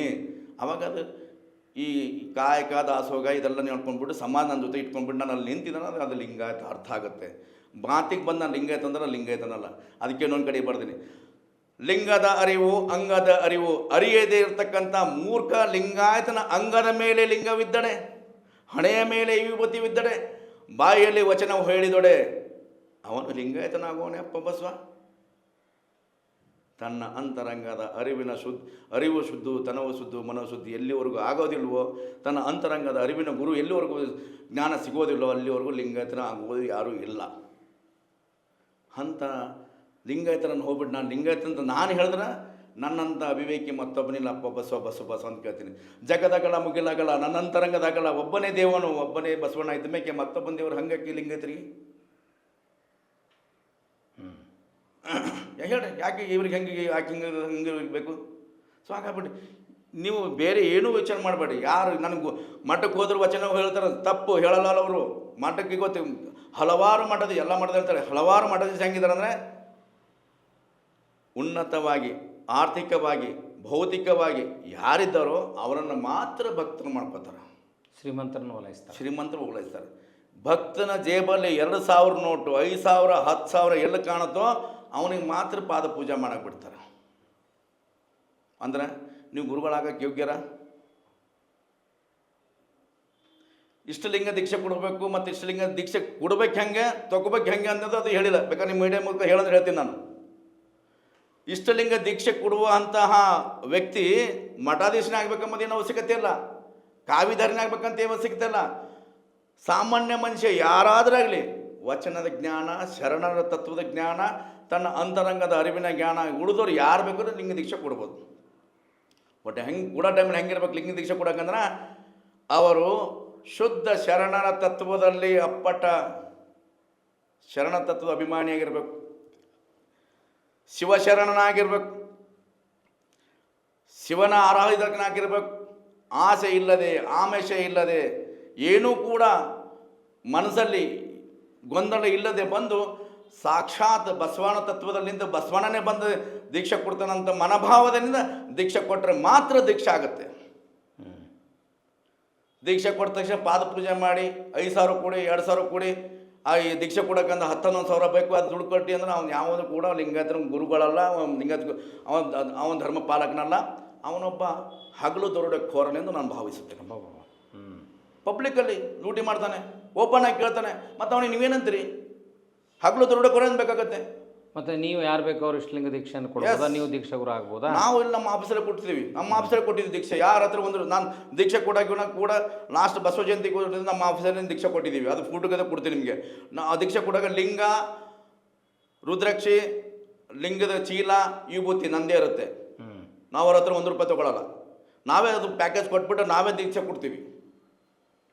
ಅವನಿಗೆ ಕೊಡೋ ಟೈಮಲ್ಲಿ ಹೇಳ್ತೀವಿ, ಧರ್ಮ ಬೋಧನೆ ಹೆಂಗೆ, ತತ್ವ ಬೋಧನೆ ಹೆಂಗೆ, ಮಂತ್ರ ಬೋಧನೆ ಹೆಂಗೆ ಇರಬೇಕಂತ ಹೇಳ್ತೀವಿ. ಯಾವುದೇ ಕಾರಣಕ್ಕೂ ನಮ್ಮ ಹತ್ರ ದಕ್ಷ ತಗೊಂಡ್ರು ಮಠದ ಗುರು ಆಗಂಗಿಲ್ಲ, ಗುರುಗಳಿಗೆ ಹೋಗಂಗಿಲ್ಲ, ಪೀಠಕ್ಕೆ ಹೋಗಂಗಿಲ್ಲ, ಪಾದ ಪೂಜೆ ಮಾಡಂಗಿಲ್ಲ. ಮಠವೆಂಬ ಶಬ್ದವು ಬಸವಾದಿ ಶರಣರ ತತ್ವ ಧರ್ಮವನ್ನು ಹಾಳು ಮಾಡದೆ ಹುಟ್ಟಿ ಬಂದಿತು ನೋಡಯ್ಯ ಬಸವ. ಪೀಠವೆನ್ನೋ ಶಬ್ದವು ಬಸವಾದಿ ಶರಣರ ಭಕ್ತರನ್ನು ಸೇವಕನಾಗಿ ಗುಲಾಮನಾಗಿ ತೆರೆ ಹಿಡಿಕನಾಗಿ ಮಾಡಲೆಂದೇ ಹುಟ್ಟಿ ಬಂದಿತು ನೋಡಯ್ಯ ಬಸವ. ಕಾವಿ ಎನ್ನ ಶಬ್ದವು ಬಸವಾದಿ ಶರಣರ ಮನೆಯ ಹೆಣ್ಣು ಮಣ್ಣು ಹೊಣ್ಣು ಎಲ್ಲವನ್ನು ದೋಚಿಕೊಂಡು ಬಾಚಿಕೊಂಡು ತಿನ್ನಲೆಂದೇ ಹುಟ್ಟಿ ಬಂದಿತು ನೋಡಯ್ಯ ಬಸವ. ನಿನಗಿಲ್ಲದ ಮಠ, ನಿನಗಿಲ್ಲದ ಪೀಠ, ನಿನಗಿಲ್ಲದ ಕಾವಿ ಎಂದು ನನ್ನ ತಲೆ ಕಟ್ಟ ಕಡೆ ಕೂದಲು ಸಮವಿಲ್ಲವೆಂದು ತತ್ವ ಮೆಟ್ಟಿ ನಿಂತವನೇ ನಿಜಲಿಂಗದ ನೋಡಯ್ಯ ಬಸವ.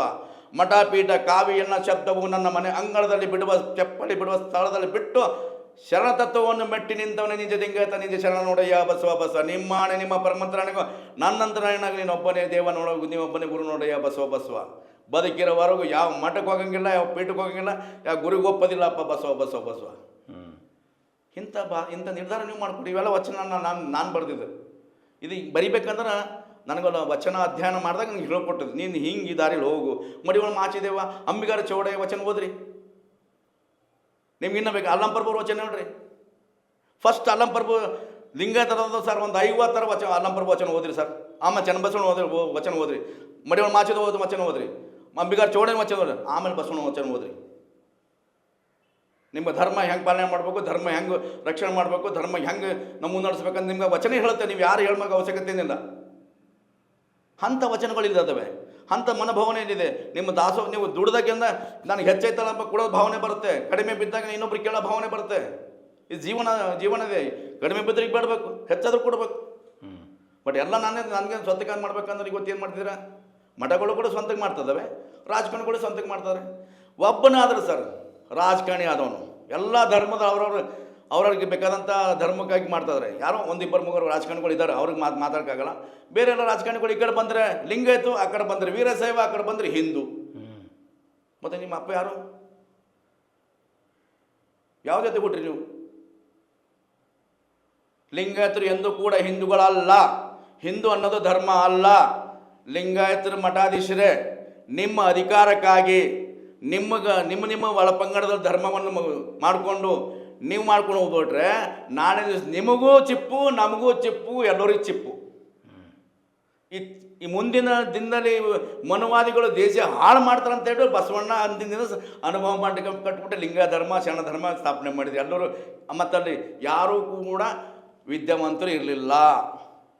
ಯಾರು ವಿದ್ಯಾವಂತರು ಇರಲಿಲ್ಲ, ಎಲ್ಲರೂ ಕಾಯಕ ಮಾಡ್ಕೊಂಡ್ಬಿಟ್ಟು ಎಲ್ಲರೂ ಅವಿದ್ಯಾವಂತರ ಕರ್ಕೊಂಡ್ಬಂದು ವಚನ ಬರೆಸ್ಬಿಟ್ಟು ಸಮಾಜ ಕಟ್ಟಿದ ಬಸವಣ್ಣ. ಈಗ ನೀವು ನಿಮ್ಮ ಮುಂದಿರೋ ಸವಾಲುಗಳು ನಿಜಾಚರಣೆ ಮತ್ತು ಗಣಾಚಾರದ ತತ್ವಕ್ಕೆ ನೀವೊಂದು ಪಡೆಯನ್ನು ನಿರ್ಮಾಣ ಮಾಡ್ತಾ ಇದ್ದೀರಿ. ಹೌದು. ಇದಕ್ಕೆ ರಿಯಾಕ್ಷನ್ ಹೆಂಗಿದೆ, ಪ್ರತಿಕ್ರಿಯೆ ಹೆಂಗಿದೆ? ಇಲ್ಲ, ಇಲ್ಲಿ ರಿಯಾಕ್ಷನ್ನು ಸಮಕ್ಕಿಂತ ಒಪ್ಪಿಕೊಳ್ಳೋರು ಕಡಿಮೆ, ವಿರೋಧ ಮಾಡೋದು ಜಾಸ್ತಿ. ವಿರೋಧ ಮಾಡಿದ್ರೆ ಸ್ವಲ್ಪ ದಿವಸ ಮಾಡ್ತಾರೆ, ಆಮೇಲೆ ಅವರು ಸರಿ ಹೋಗ್ತಾರೆ ಅಂತ ನಮ್ಮ ಭಾವನೆ. ಯಾಕಂದರೆ ಅವ್ರಿಗೆ ನಿಜಾಚರಣೆ ಗೊತ್ತಿಲ್ಲ, ನಿಜ ತತ್ವ ಗೊತ್ತಿಲ್ಲ, ವಚನ ಅಧ್ಯಯನ ಮಾಡಿಲ್ಲ, ಶರಣರ ಬಗ್ಗೆ ತಿಳಿದಿಲ್ಲ. ಈ ವಚನ ಸಾಹಿತ್ಯವನ್ನು ತಿಳಿಬೇಕಾದ್ರೆ ನಾನು 30 ವರ್ಷ ಹಾಗೆ ಹೋಗಿದೆ, 30-35 ವರ್ಷ ಹಾಗೆ ಕಳೆದಿದ್ದೆ ನಾನು. ಗಂಡಿನ ದೇವ್ರಿಗೆ ಹೋಗ್ತಿದ್ದ, ಗಂಡಿನ ಪೂಜೆ ಮಾಡ್ತಿದ್ದ, ಎಲ್ಲ ಮಾಡಿದೆ, ಹಂಗೆ ಕಳೆದೋಗಿದೆ. ಯಾವಾಗ ನಿಜಾಚರಣೆ ಅಂತ ನೀವು ಹೇಳ್ತಿರಲ್ಲ, ಅದಕ್ಕೆ ಆ ದಾರಿಗೆ ಬಂದು ವಚನಾಧ್ಯಯನ ಯಾವಾಗ ಮಾಡೋದು, ಅಲ್ಲಿ ಗೂಡೆಯಲ್ಲಿದ್ದ ದೇವನಕ್ಕಿಂತ ಪವರ್ಫುಲ್ ನಾನೇ ಇದ್ದೀನಲ್ಲ, ನಾನೇ ದೇವನಾಗಿದ್ದೀನಲ್ಲ. ಅದು ಗೂಡೆಯಲ್ಲಿರೋದ ಕಲ್ಲು ಬಂಡೆ ಇದೆ, ನನಗೆ ಜೀವ ಇದೆ. ನಾನು ಏನು ಬೇಕಾದ್ರೆ ಮಾಡ್ಬೋದು, ಏನು ಬೇಕು ಸಾಧನೆ ಮಾಡೋದು, ನಾನೇ ದೇವನಿದ್ದೀನಿ. ಇನ್ನೊಬ್ಬನಿಗೆ ಒಳ್ಳೆ ಮಾಡೋದು ದೇವರ, ಇನ್ನೊಬ್ಬನಿಗೆ ಕೆಟ್ಟ ಮಾಡೋದು ರಾಕ್ಷಸ. ನನಗೆ ಇಲ್ಲಿವರೆಗೂ ನಾನು ಸತತ 18-20 ವರ್ಷದಿಂದ, ಈ 18 ವರ್ಷದಿಂದ ನಾನು ಯಾವ ದೇವರು ಗುಡಿ ಗಂಡ್ರೆ ಎಲ್ಲೂ ತಿರುಗಿಲ್ಲ, ಮತ್ತೆಲ್ಲೂ ಹೋಗಲ್ಲ. ನನಗೆ ಯಾವುದೋ ಮೂಢನಂಬಿಕೆಯಲ್ಲಿರ್ತಕ್ಕಂಥ ಈ ದೆವ್ವ ಭೂತ ಕಾಳು ಅಥವಾ ಏನೋ ಭಾನಮತಿ ತೇಗಮತಿ ಅದೇನೋ ಅವು ಯಾವುದು ಕೂಡ ನಂಜಲ್ಲ. ಅಮಾಸೆ ಹುಣ್ಣಿ ಕೂಡ ನನಗೆ ಲೆಕ್ಕಕ್ಕಿಲ್ಲ, ಮತ್ತು ರಾವು ಕಳೆ ಯಮಗನ ಕಳೆ ನನಗೆ ಲೆಕ್ಕಕ್ಕಿಲ್ಲ. ನಾನು ಯಾವತ್ತೂ ಕೂಡ ನಂಬೋದಿಲ್ಲ. ಅವತ್ತು ನಾವು ಗಾಡಿ ಪೂಜೆ, ಆ ಪೂಜೆ, ಯಾವ ಪೂಜೆ ಮಾಡಿ ದಿನನಿತ್ಯ ನನ್ನ ದೇಹನ ಪೂಜೆ ಮಾಡ್ಬೇಕು. ಮತ್ತು ಆ ಗಾಡಿ ಪೂಜೆ ನಾನೇ ಮಾಡಲಿ, ನನ್ನದೇ ಗಾಡಿ, ನಾನೇ ಬಾಡಿ, ನಾನು ಎಲ್ಲದ ಮ್ಯಾಗ ನಾನೇ ನನ್ನೊಳಗಡೆ ನಾನು ದೇವ್ರದ ಮ್ಯಾಗ ಮತ್ತೊಂದು ಯಾಕೆ ಮಾಡಲಿ? ಅಂಥ ಶರಣ ತತ್ವ ನಮ್ಮದು, ಅಂಥ ಲಿಂಗ ಧರ್ಮ ನಮ್ಮದು, ಅಂಥ ಜ್ಞಾನದ ಭಂಡಾರ ನಮ್ಮೊಳಗೆ ಇಟ್ಟಿದ್ದಾನೆ ಬಸವಣ್ಣ. ವಚನ ಸಾಹಿತ್ಯದಲ್ಲಿ ಬಸವಣ್ಣ ಇಟ್ಟಿದ್ದಾರೆ. ಅದನ್ನು ಎಲ್ಲೆಲ್ಲೋ ಹೋಗ್ಬಿಟ್ಟು ಕೈ ಹಾಕ್ಬಿಟ್ಟು ಕೊಳಕ್ಕೆ ಕೈಯಿಂದ ಅವನು ಯಾವನೋ ಬಂದ್ಬಿಟ್ಟು ಎಲ್ಲೋ ಪ್ರಸಾದ ಮಾಡ್ತಾರೆ, ಏನೋ ಇಲಿಗಳು ಓಡಾಡ್ತವೆ, ಏನೋ ಜಿರಳೆಗಳು ಬಿಡ್ತವೆ, ಅದನ್ನು ಹೋಗ್ಬಿಟ್ಟು ಪ್ರಸಾದ ಅಂತ ಹೇಳ್ಬಿಟ್ಟು ತಂದು ತಿಂತೀವಲ್ಲ ನಾವು. ಯಾವನೋ ಕೈ ತೊಳಲ್ಲ ಮೈಗಳು ಪದಾರ್ಥದ ಇದು ಬೆವರು ಸುರುತ್ತಾ ಇರುತ್ತೆ, ಆ ಕೈ ಅಂದ್ಕೊಂಡು ತೀರ್ಥ ಕೊಡ್ತಾನೆ, ಅದು ತೀರ್ಥನ ಕುಡಿತೀವಿ ನಾವು. ವಚನ ಸಾಹಿತ್ಯದಲ್ಲಿ ವಚನ ಬುಕ್ ಮುಟ್ಟಬೇಕಾದ್ರೆ ನೀವು ಕೈ ತೊಳ್ಕೊಂಡು ಮುಟ್ಟಬೇಕು. ವಚನ ಸಾಹಿತ್ಯ ಮುಟ್ಟಬೇಕಂದ್ರೆ ಮನ ತೊಟ್ಕೊಂಡು ಮುಟ್ಟಬೇಕು. ವಚನ ಅಧ್ಯಯನ ಮಾಡಬೇಕಂದ್ರೆ ನಿಮ್ಮಲ್ಲಿರ್ತ ಕೊಳಕ್ಕೆಲ್ಲ ಹೊರಗೆ ಹಾಕ್ಬಿಟ್ಟು ನೀವು ವಚನ ಅಧ್ಯಯನ ಮಾಡಬೇಕು. ಆವಾಗ ಮಾತ್ರ ನೀವು ಲಿಂಗಾಯತರಾಗ್ತೀರ. ಎಲ್ಲ ಕಡೆ ಮೋಡತೆ ಇದೆ, ಎಲ್ಲ ಕಡೆ ಗಲೀಜು ಅಂತೀವಿ, ಗಂದಗಿ ಇದೆ. ವಚನ ಸಾಹಿತ್ಯದಲ್ಲಿ ಜಗತ್ತಿನ ಅತಿ ಶ್ರೇಷ್ಠ ಧರ್ಮ ಯಾವುದಾದ್ರೆ ಲಿಂಗಾಯತ ಧರ್ಮ. ವಚನ ಅತಿ ಶ್ರೇಷ್ಠ ಧರ್ಮ ಗ್ರಂಥ ಇದಾದರೂ ವಚನ ಸಾಹಿತ್ಯ ಗ್ರಾಮ ನಮ್ಮದು, ಶರಣರು ಕೊಟ್ಟಿದ್ದ. ಅದಕ್ಕಿಂತ ವಚನ ಸಾಹಿತ್ಯಕ್ಕಿಂತ ಧರ್ಮ ಗ್ರಂಥ ಈ ಜಗತ್ತಿನ ಎಲ್ಲೂ ಇಲ್ಲ, ಯಾರೂ ಕೊಡೋದಕ್ಕೂ ಆಗಲ್ಲ. ಅಂಥ ಒಂದು ಗ್ರಂಥ ನಮ್ಮದಿದೆ. ಇವತ್ತು ಪಾರ್ಲಿಮೆಂಟ್ ಇರ್ಬೋದು, ವಿಧಾನಸೌಧ ಇರ್ಬೋದು, ಕಾನೂನು ಇರ್ಬೋದು, ಯಾವುದೇ ಒಂದು ಇರಬೇಕಾದ್ರೆ ಅದು 12ನೇ ಶತಮಾನದಲ್ಲಿ ಬರೆದಂಥ ವಚನ ಸಾಹಿತ್ಯದಲ್ಲೇ ವಚನ ಆಧಾರಿತನೇ ಇವತ್ತೆಲ್ಲ ಕಾನೂನು ನಡೀತದೆ. ಇದು ಲಿಂಗಾಯತರಿಗೆ ಅರ್ಥ ಆಗ್ತಾಯಿಲ್ಲ. ಬಸವಣ್ಣ ಗೊತ್ತು, ನಾವು ಇವತ್ತು ಯಾರಿಗೂ ವಿರೋಧ ಮಾಡ್ತಾಯಿಲ್ಲ, ಯಾವ ಧರ್ಮಕ್ಕೂ ನಾವು ವಿರೋಧ ಮಾಡಲ್ಲ. ಆದರೆ ನಮ್ಮವ್ರಿಗೆ ನಾವು ವಿರೋಧ ಮಾಡ್ತಿದ್ದೀವಿ. ಅವರು ಪೋತ್ರಾಜರು ಕುಣಿತರು ಕುಣಿಲಿ, ಇವರು ಮೋಸ ಮಾಡಲಿ, ಸುಳ್ಳು ಹೇಳೋರು ಸುಳ್ಳು ಹೇಳ್ರಿ, ಭಯತ್ಪಕ್ಕೋರು ಕೆಲಸ ಮಾಡಿ. ಆದರೆ ಅಂಥವ್ರ ಕೈಯಲ್ಲಿ ನೀವು ಲಿಂಗಾಯತರು ಸಿಗಬೇಡ್ರಿ. ಅಂಥವ್ರ ಹತ್ರ ಹೋಗ್ಬಿಟ್ಟು ನಿಮ್ಮ ದುಡಿದಿರ್ತಕ್ಕಂಥ ಹಣ, ಒಡವೆ, ಆಸ್ತಿ, ನಿಮ್ಮ ಹೆಂಡ್ರನ್ನು ಕೊಡಕ್ಕೆ ಹೋಗಬೇಡ್ರಿ. ದೇವರನ್ನೋದು ಆಯ್ತು ಭಯೋತ್ಪಕರ ಒಂದು ಅಡ್ಡಗಳಿರ್ತಾವೆ, ಭಯ ಹುಟ್ಟಿಸೋದೆ ಅಷ್ಟೇ, ದೇವರನ್ನು ಭಯ ಹುಟ್ಟಿಸೋದಷ್ಟೇ. ಅಂಥ ಭಯೋತ್ಪಕ ಅಡ್ಡಕ್ಕೆ ನೀವು ಹೋಗ್ಬೇಡ್ರಿ ಅನ್ನೋದೇ ನಾನು ಹೇಳ್ತಾ ಇದ್ದೀನಿ ಲಿಂಗಾಯತರಿಗೆ. ಇದು ಸ್ಪೆಷಲ್ ಲಿಂಗಾಯತರಿಗೆ. ಯಾರು ಲಿಂಗಾಯತ ಧರ್ಮದಲ್ಲಿ ಹುಟ್ಟಿದ್ದಾರೆ, ಲಿಂಗಾಯತರಂತ ಹೇಳ್ಕೊಂತಾರೆ, ಅವ್ರಿಗೆ ಹೇಳ್ತೀರಿ. ಅವ್ರಿಗೆ ಹೇಳ್ತಾ ಇದ್ದೀವಿ, ಬೇರೆನೂ ಹೇಳಲ್ಲ. ನೀವು ಏನು ಬೇಕಾದ್ರೆ ಮಾಡ್ಕೊಡ್ರಿ, ನಿಮ್ಗೆ ಬಿಟ್ಟು ನಾವು ನಿಮ್ಗೆ ಹೇಳೋಕ್ಕಂಥ ಅಧಿಕಾರ ನಮಗಿಲ್ಲ, ನಾವು ಹೇಳೋಕ್ಕೂ ಬರೋದಲ್ಲ. ಲಿಂಗಾಯತ ಅಂತ ಹೇಳ್ಬಿಟ್ಟು ಯಾವನು ಸರ್ಟಿಫಿಕೇಟ್ ಇದೆ? ನಾನು ಲಿಂಗಾಯತ ಅಂತ ಹೇಳ್ಬಿಟ್ಟು ಯಾವನು ಹೇಳ್ತಾನೆ ಅವನಿಗೆ ಹೇಳ್ತಾ ಇದ್ದೀನಿ. ಅಂಥ ಜಾಗಕ್ಕೆ ಹೋಗಬೇಡಿ ನೀವು ಅಂತ ಹೇಳ್ಬಿಟ್ಟು. ಮೊದಲು ನೀನು ಲಿಂಗಾಯತ ಆಗ್ತೀಯಾ ಅಥವಾ ಗುಲಾಮ ಆಗ್ತೀವಿ ವಿಚಾರ ಮಾಡೋ. ಲಿಂಗಾಯತ ಅಂದರೆ ನೀನು ಶೂರ ನೀನೇ, ಧೂರ ನೀನೇ, ದೇವ ನೀನೇ, ಲೋಕ ನೀನು, ಎಲ್ಲ ನೀನೇ ಸೃಷ್ಟಿ ಮಾಡ್ಬೋದು. ಗುಲಾಮನಾದ್ರೆ ತಿಕ್ಕ ತೊಳಿಬೇಕು. ಯಾರ್ದು? ಪುರೋಹಿತರು. ಅವ್ನು ಹೇಳ್ದಂಗೆ ಬರ್ಬೇಕು, ಅವ್ನು ಕೈಕಾಲು ತೊಳಿಬೇಕು. ಅವನಿಗೆ ನೀವು ಹೋಮ ಮಾಡ್ಬೇಕಂತ ಹೇಳ್ಬಿಟ್ರು ಅವ್ನು ಏನು ಹೇಳ್ತಾ ಎಲ್ಲ ತನಕ ಅವ್ನು ಕೊಡಬೇಕು. ಇವೆಲ್ಲ ಆಗ್ಬೇಕು ನಿಮಗೆ. ಲಿಂಗಾಯತರಿಗೆ ನಿಜಾಚರಣೆ ನಮಗೆ ಹೋಮ ಇಲ್ಲ, ಹವನ ಇಲ್ಲ, ಸತ್ರಿ ಇಲ್ಲ, ಕೆಟ್ರಿ ಇಲ್ಲ, ಯಾವ ಒಳ್ಳೇದಿಲ್ಲ, ಕೆಟ್ಟ ಎಲ್ಲ ಟೈಮು ನಮ್ಗೆ ಒಳ್ಳೆಯದೆ. ನಮ್ಮ ರಾವು ಕಾಲ ಇಲ್ಲ, ಎಮ್ಗಣ್ಣ ಕಾಲ, ಗುಳಿ ಕಾಲ, ಅಡ್ಡ ಬೇಕು ಬಂದಿಲ್ಲ ಅಂತ ಅವಶ್ಯಕತೆ ಇಲ್ಲ, ಅಥವಾ ಆಷಾಢದಲ್ಲಿ ನಾವು ನಿಲ್ಲಂಥ ಅವಶ್ಯಕತೆ ಇಲ್ಲ, ಮತ್ತು ರಾವು ಕಾಲದಲ್ಲಿ ಬಂದು ನಿಂತ್ಕೊಳ್ಳೋ ಅವಶ್ಯಕತೆ ಇಲ್ಲ, ಬೆಕ್ಕ ಅಡ್ಡ ಬಂದು ನಿಲ್ಲಂಥ ಅವಶ್ಯಕತೆ ಇಲ್ಲ. ನಮ್ಗೆ ಇದು ಯಾವುದೂ ಬೇಕಾಗಿಲ್ಲ. ನಿನಗೆ ಆಯಾಸ ಬಂದು ನಿಂತ್ಕೋ, ನೀನು ಸಾಮರ್ಥ್ಯದ ನಡಿ, ಅದು ನಮ್ಮ ತತ್ವ. ಎಷ್ಟು ಪ್ರಖರವಾದ ವಿಚಾರಧಾರೆಗಳನ್ನು ಚೋಂಡೆಯವರ ನೀವು ಹಂಚಿಕೊಂಡ್ರಿ. ಮುಂದಿನ ದಿನ ನೀವು ಏನೇನು ಯೋಜನೆಗಳನ್ನ ಮಾಡ್ತೀರಿ, ನಿಮ್ಮಿಂದ ಈ ನಿಜಾಚರಣೆಯಿಂದ ತರಬೇತಿ ಆದವ್ರನ್ನ ನಮಗೆ ಪರಿಚಯ ಮಾಡಿಸ್ರಿ. ಇಲ್ಲ, ನಾವು ನಮ್ಮ ಕಡೆ ಏನು ಪರಿಚಯ ಅವ್ರಿಗೂ ಮಾಡ್ತೀವಿ. ಒಬ್ಬ ಲಿಂಗತ್ ಕೂಡ ನಾನು ದಲಿತ ಅಂತ ಒಪ್ಪಲ್ಲ, ಒಬ್ಬ ಲಿಂಗತ್ ಕೂಡ ನಾನು ದಲಿತರಿಗೆ ಒಪ್ಕೊಳ್ಳಲ್ಲ, ತಪ್ಕೊಳ್ಳಲ್ಲ, ಮನೆಗೆ ಬರಲ್ಲ. ಇದು ಅಂಥ ವಿಚಾರದಲ್ಲಿ ಇಂಥದ್ರಲ್ಲಿ ನೀವು ಬಸವ ಯುಗ ಅಂತ ನಾನು ಹಿಂದೆ ಕೇಳಿದೆ, ಬಟ್ ಈಗ ನಾನು ನೋಡ್ತಾ ಇದ್ದೀನಿ ನಿಮ್ಮಲ್ಲಿ.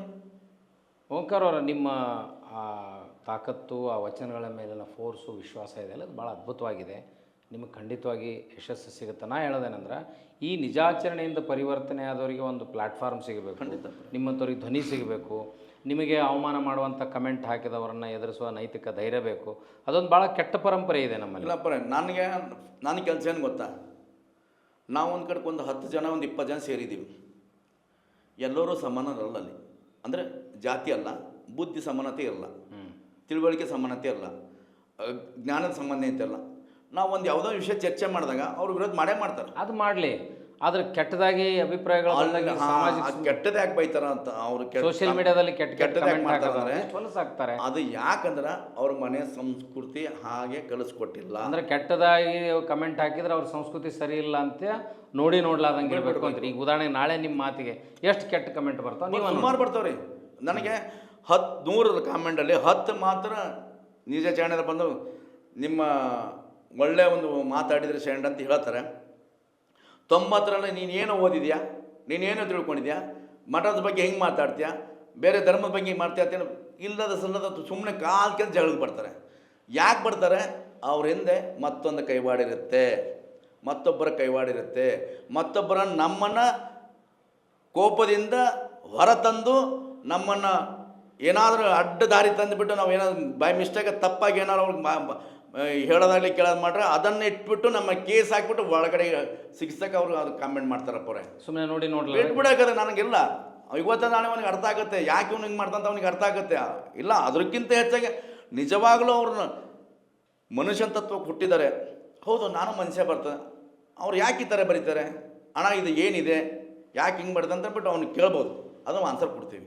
ಬಟ್ ಅಮ್ಮನ ಅಕ್ಕನ ಹಿಂಗೆ ಬೇರೆ ಬೇರೆ ಮಾತಾಡ್ತಾರಲ್ಲ, ಯಾಕಂದ್ರೆ ಅವರಿಗೆ ಏಕದೇವೋಪಾಸಕರು ಇರಲ್ಲ. ಅವರು ಬಹುದೇವ, ಅಲ್ಲಿ ಹಲವಾರು ದೇವ್ರು ಬರ್ತಾರೆ. ಯಾರಿಗೂ ಹೊಡೆಯೋ ದೇವರಿದ್ದಾನೆ, ಕಡೆಯ ದೇವರಿದ್ದಾನೆ, ಮೋಸ ಮಾಡೋ ದೇವರಿದ್ದಾನೆ, ಪ್ರಾಣ ತೆಗೆಯೋ ದೇವರಿದ್ದಾನೆ.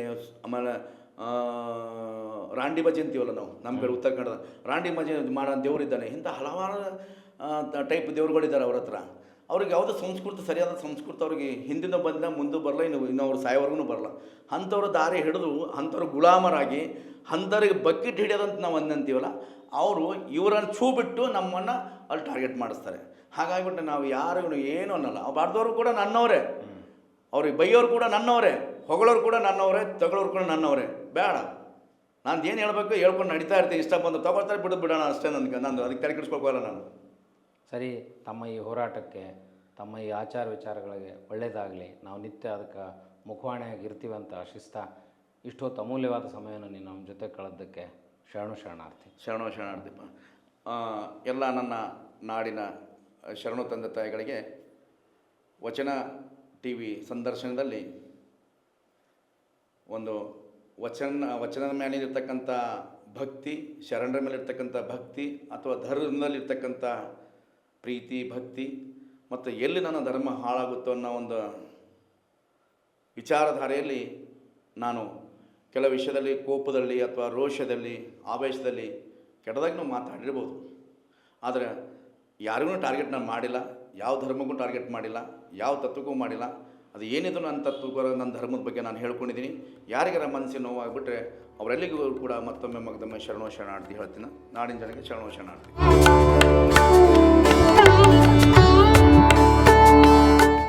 ಆತ್ಮೀಯರೇ, ನೀವು ಓಂಕಾರ ಚೋಂಡಿಯವರ ವೀರಾವೇಶದ ಗಣಾಚಾರದ ಮಾತುಗಳನ್ನು ಕೇಳಿದ್ರಿ.